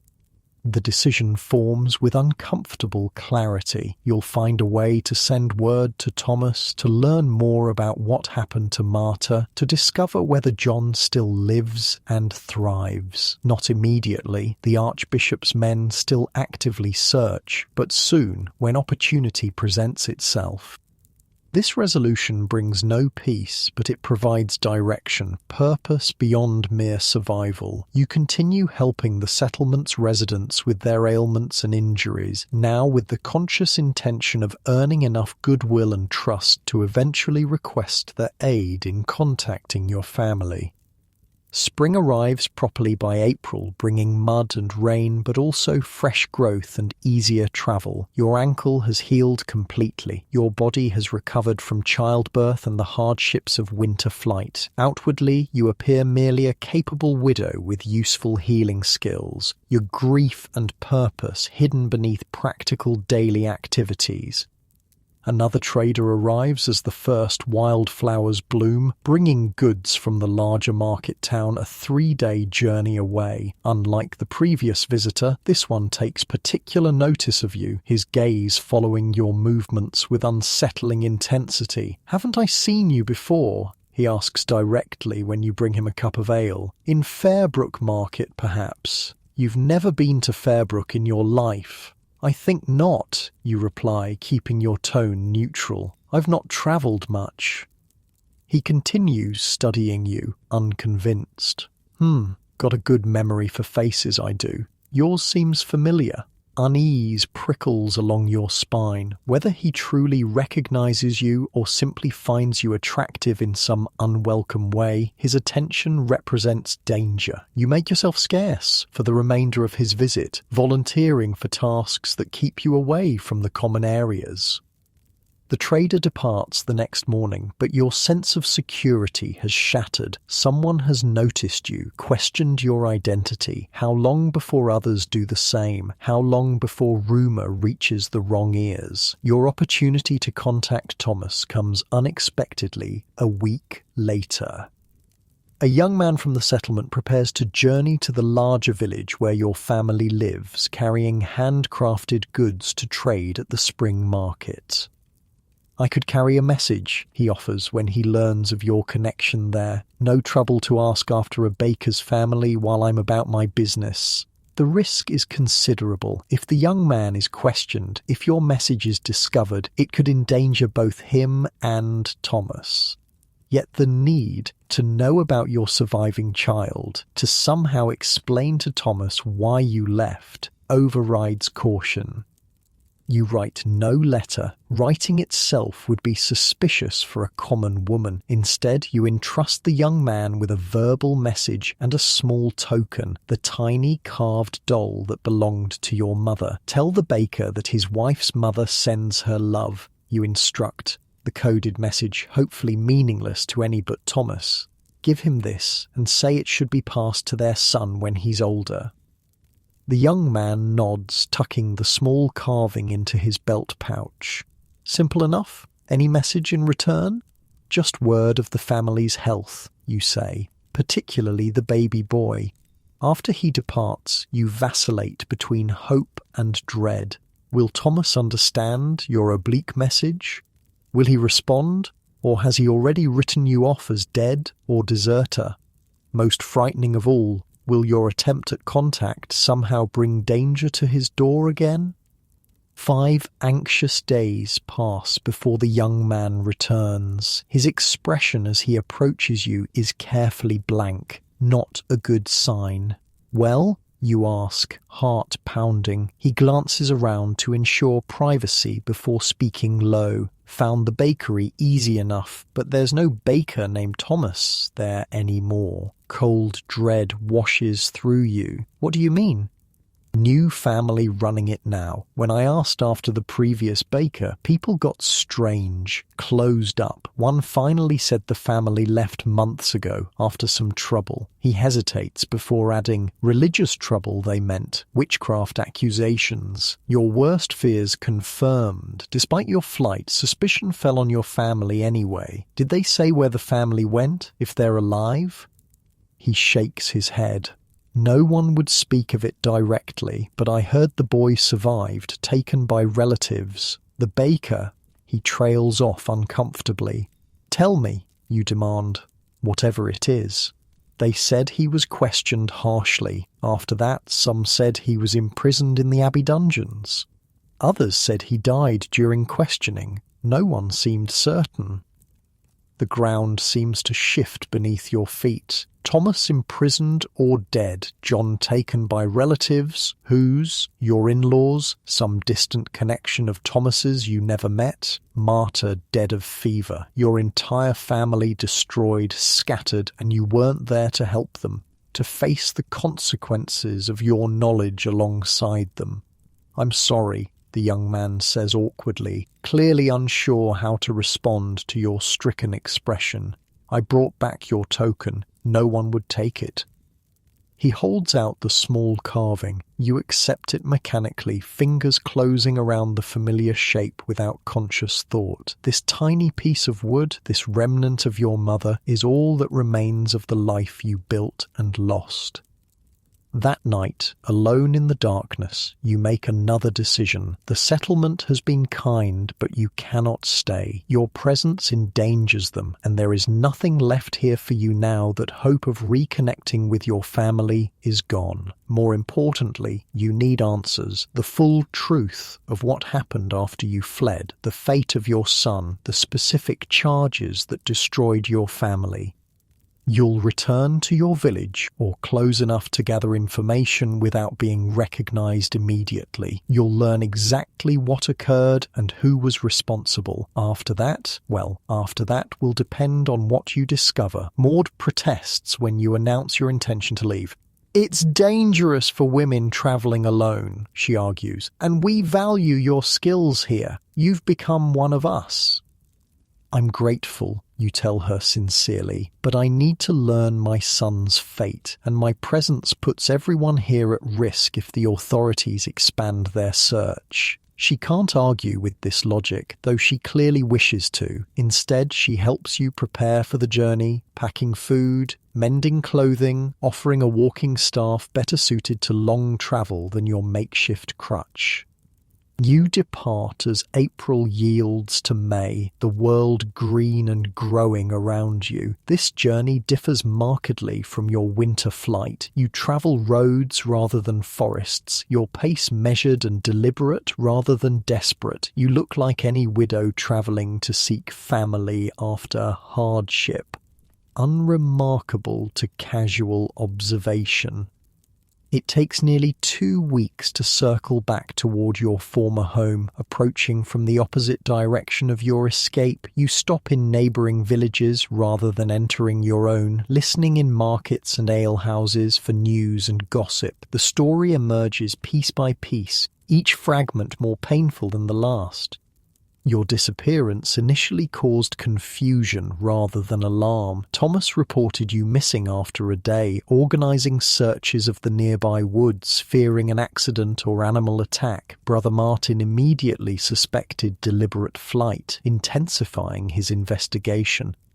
When Marta fell ill days later with winter fever, Thomas grew frantic, knowing your remedies might have saved her where the monk's treatments failed. Her death broke something in him. He reportedly railed against Brother Martin and Father Gregory publicly, blaming their persecution for driving away the one person who could have saved his daughter. This outburst led to his arrest on suspicion of collusion with your heretical practices. Witnesses claim he was taken to the abbey for questioning under torture about your whereabouts and activities. Some say he died during this interrogation. Others insist he was imprisoned afterward. No one has seen him since. Your infant son was indeed taken by your in-laws, who subsequently left the region entirely, reportedly travelling south to begin anew where their family's notorious connection remained unknown. Most disturbingly, your case has become something of a cautionary tale in church sermons throughout the region. The woman healer who fled rather than face proper judgment, leaving destruction in her wake. You've been formally charged in absentia with witchcraft, heresy, and infanticide. The latter a bizarre fabrication perhaps meant to explain Marta's death in the most damning light possible. Each new detail lands like a physical blow, building a complete picture you can scarcely bear to contemplate. Your family destroyed, your reputation blackened, your worst fears realized despite your desperate attempt to protect those you loved by removing yourself from their lives. But one small hope remains. Your son lives, or did, when these accounts began circulating. If you could somehow locate your in-laws, perhaps you could at least see him once more, perhaps even reclaim him if circumstances allowed. This thin possibility sustains you as you continue gathering information, working your way gradually closer to your former village. You change your appearance as much as possible, different hairstyle, borrowed clothing in unfamiliar colours, a kerchief that shadows your face. Still, you avoid places where you might be recognised, relying on second-hand accounts rather than direct observation. The final piece falls into place at a market 2 villages from your own. An older woman selling eggs mentions offhandedly that she's related to the chandler in your village. "Such terrible business with the witch woman and the baker," she comments to another customer. "They say the grandmother took the baby south to Fairbrook, where her cousin has property." Fairbrook, the market town the trader claimed to recognize you from. The connection sends a chill through you, even as hope flares. Your mother-in-law has relatives there. John might be closer than you realized. You adjust your plans immediately. Fairbrook lies 3 days' journey southeast, away from your former home, away from the center of the search for you. If you're careful, you might reach it undetected, might somehow locate your son. The journey passes in a haze of determination and anxiety. You rehearse possible approaches, how to find your in-laws without revealing your identity, how to evaluate whether reclaiming John is even possible without endangering him further. The problems seem insurmountable, yet you push forward, unable to abandon this last connection to your shattered family. Fairbrook proves larger than expected, a proper market town with stone buildings around its central square, a church with actual stained glass, streets that form a grid rather than the organic sprawl of smaller settlements. Finding one family among hundreds without attracting attention presents a daunting challenge. You begin cautiously, posing as a traveller, seeking distant relatives yourself, asking after newcomers from the north in shops and at market stalls. Most ignore your questions or provide useless information, but a chandler's apprentice eventually offers a promising lead. Baker and his wife from up north, he muses. Might be the old couple that took over the small bakery on Mill Street. Man's too frail to do much now, but the woman still makes decent bread.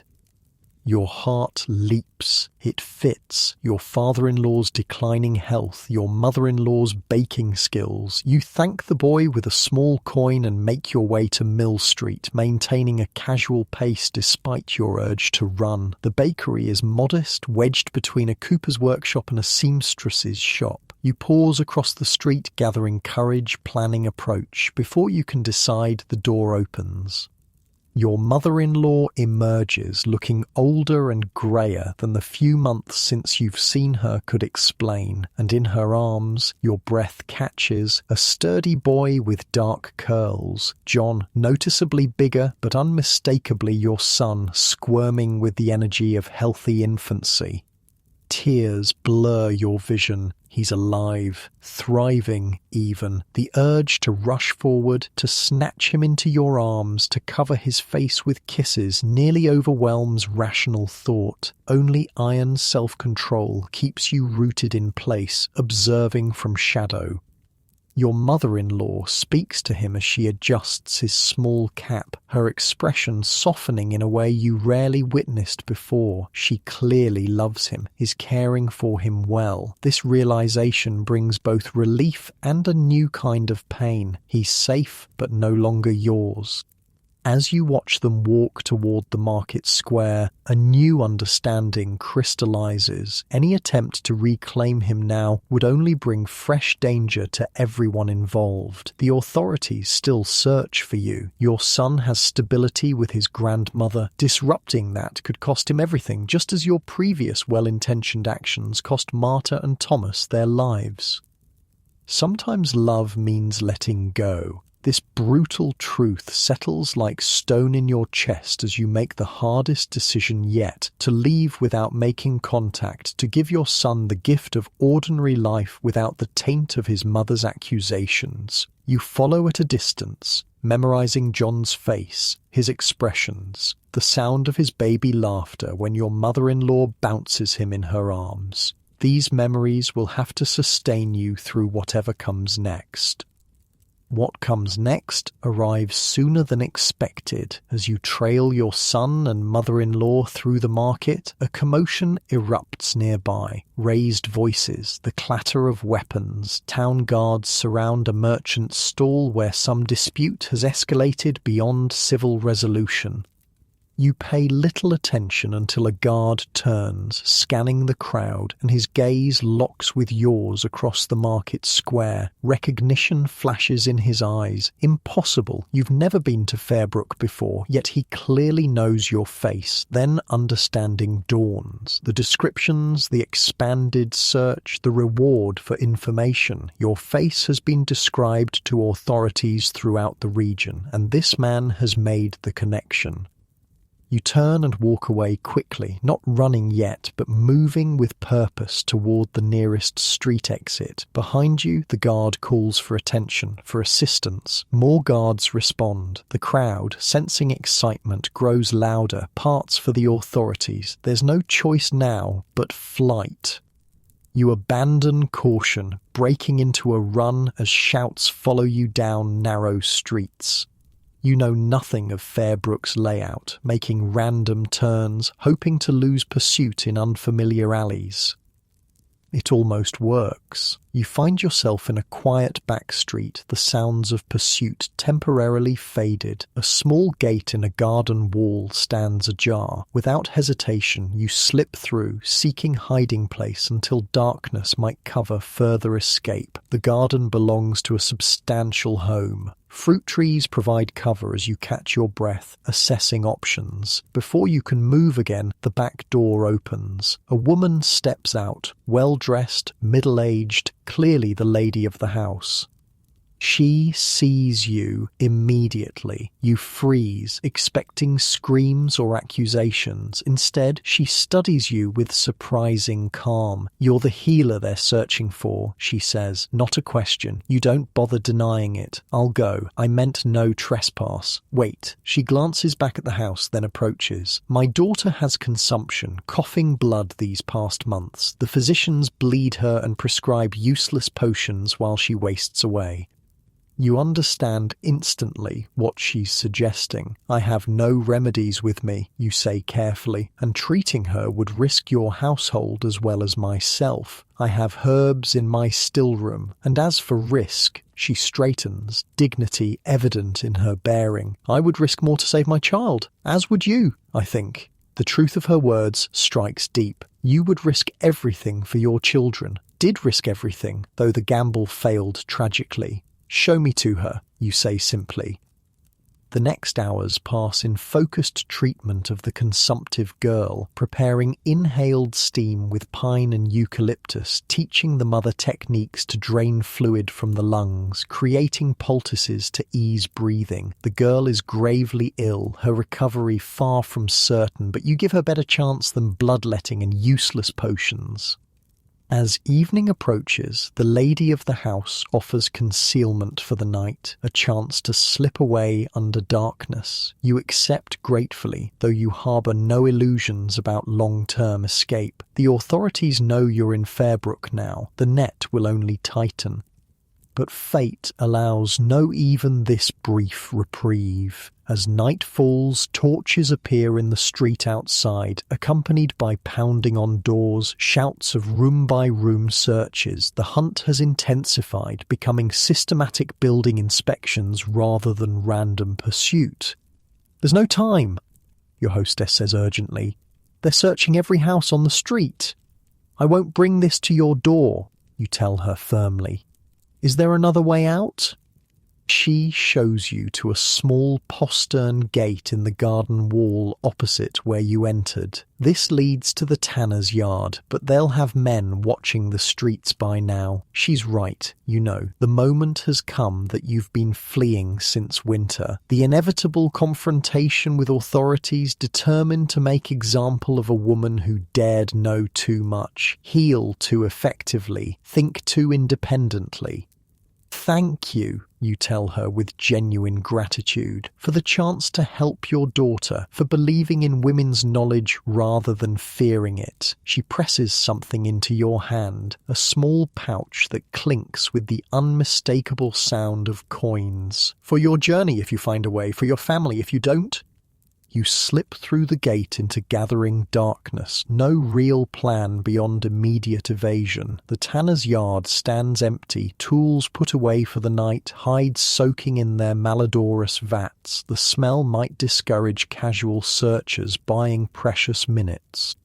Those minutes end with the sound of the yard gate crashing open, torchlight spilling across the packed earth. Men enter, guards in Fairbrook livery, others in the Archbishop's colours, and one black-robed figure you recognise even in dim light, Brother Martin. "There!" someone shouts, spotting your movement behind a vat.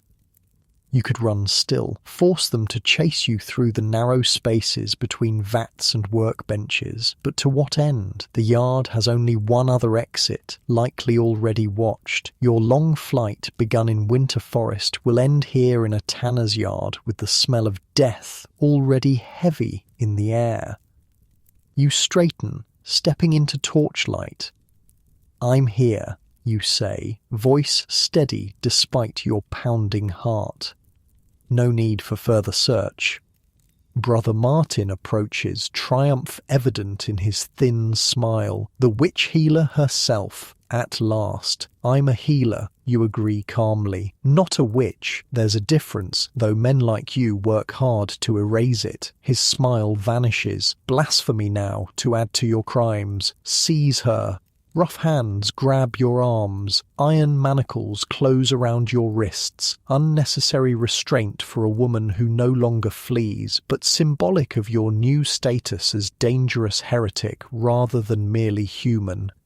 "My son," you say to Brother Martin as they begin to lead you away. One last attempt, one final concern that overrides even your own fate. Is he well cared for? Something like genuine curiosity crosses Brother Martin's face. The infant? Yes. His grandmother raises him as a proper Christian, free from his mother's corrupting influence. He studies you. Strange that a witch would care.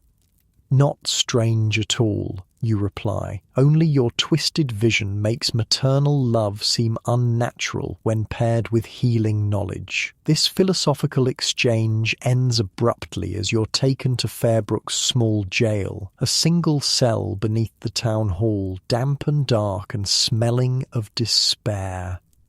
The manacles remain, though you're unlikely to escape through solid stone walls and iron-barred door.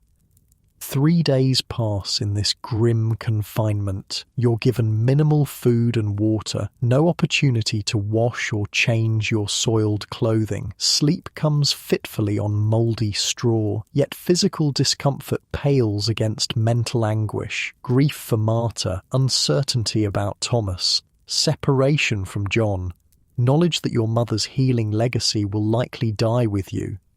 On the 4th day, they bring in a priest you don't recognize, not Father Gregory, but someone of higher rank, judging by his elaborate vestments. Confess, he states without preamble. Admit your dealings with dark forces. Accept God's forgiveness before facing earthly justice. You laugh, a harsh sound in the dank cell. I have nothing to confess except the crime of being a woman who learned to heal. Show me where scripture forbids easing suffering, saving lives, using plants God himself created. His expression hardens. Defiance will only make your end more difficult.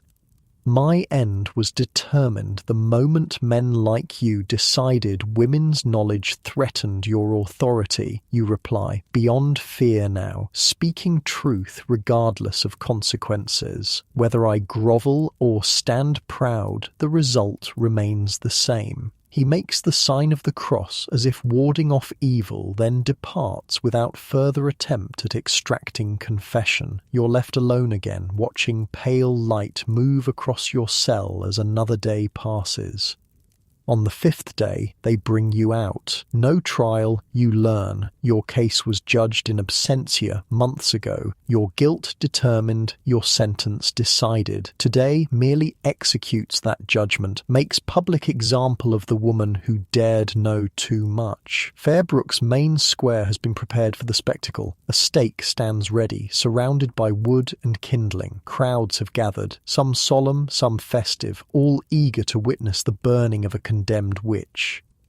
You're led through their midst, hands still manacled, wearing the same clothes you've worn since capture. People press close, some hurling insults, others making signs against evil, a few looking troubled or uncertain about the proceedings. Among the crowd, you glimpse a familiar face, your hostess from the garden house, standing with a frail girl who must be her daughter. The girl breathes easier, stands stronger than when you treated her days ago. Your final gift to the world, perhaps. One more child with chance to grow to womanhood. Then another face catches your eye, and your heart nearly stops. Your mother-in-law stands near the front, expression unreadable, and in her arms, John, your beautiful boy, too young to understand the horror unfolding before him, too young to remember his mother in years to come. Grief and rage war within you. They've brought your son to witness your execution. Whether by cruel design or simple chance, the result is the same. Your final moments on earth will play out before the child you gave life to, nursed, loved beyond reason. As they bind you to the stake, securing your body with ropes around your waist and chest, you keep your eyes fixed on John, memorizing his face, sending silent love across the square, willing him somehow to grow up questioning the world that murdered his mother for the crime of healing. Brother Martin reads your crimes aloud to the assembled crowd. Witchcraft, heresy, infanticide, this last still incomprehensible, a fabrication that turns your stomach. Unnatural medical practices, dealings with dark forces. The list continues, each charge more outrageous than the last, transforming your simple healing work into monstrous perversion. When he finishes, you're offered final opportunity to confess, to repent, to die with the Church's forgiveness, if not its mercy.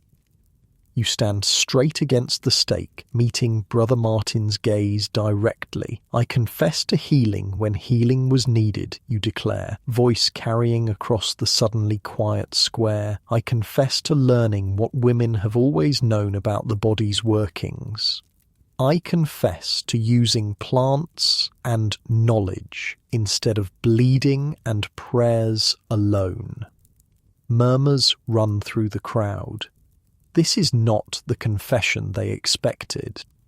I die not for witchcraft, for I never practiced it, you continue, strength flowing through you despite your circumstances. I die because men fear women who possess knowledge they can't control. Remember that, all of you watching, remember the truth. Brother Martin signals hastily for the torches. Your words are dangerous, sowing doubt where certainty is required for public execution to serve its purpose. The first torch touches the kindling at your feet. Flames catch quickly in the dry wood, smoke beginning to rise around you. As fire grows beneath you, you keep your eyes on John for as long as possible, your beautiful son, your living legacy. Perhaps someday he'll learn the truth. Perhaps your mother-in-law will tell him of the woman who healed, who saved lives, who loved her family enough to flee in futile attempt to protect them. Smoke thickens, obscuring your view. Heat intensifies around your legs. Pain begins, sharp and terrible. You close your eyes at last, focusing not on the agony building with each heartbeat, but on memories. Marta's serious face when learning to identify herbs. Thomas's quiet support of your healing work. Agnes teaching you to bring new life safely into the world, your mother's box with its precious knowledge. These are worth remembering in your final moments. These connections, this legacy of women helping women across generations, they can burn your body, but that chain of knowledge, once forged, can never be truly broken. Somewhere, another girl is watching her mother or grandmother prepare remedies, learning skills that authorities condemn yet communities rely upon. The work continues despite everything. As consciousness begins to fade beneath waves of unbearable pain, your last coherent thought is simple, bitter truth. In medieval Europe, a woman with healing knowledge walks an impossible path. Learn too little, and you cannot help those who need you. Learn too much, and men with power will destroy you for the crime of knowing more than they believe you should. Your story ends in fire and smoke, but the larger story of women's healing, women's knowledge, women's quiet resistance against imposed limitations continues unbroken across centuries. From healer to healer, mother to daughter, the chain extends forward through time, waiting for the day when knowing too much is no longer crime enough to burn for.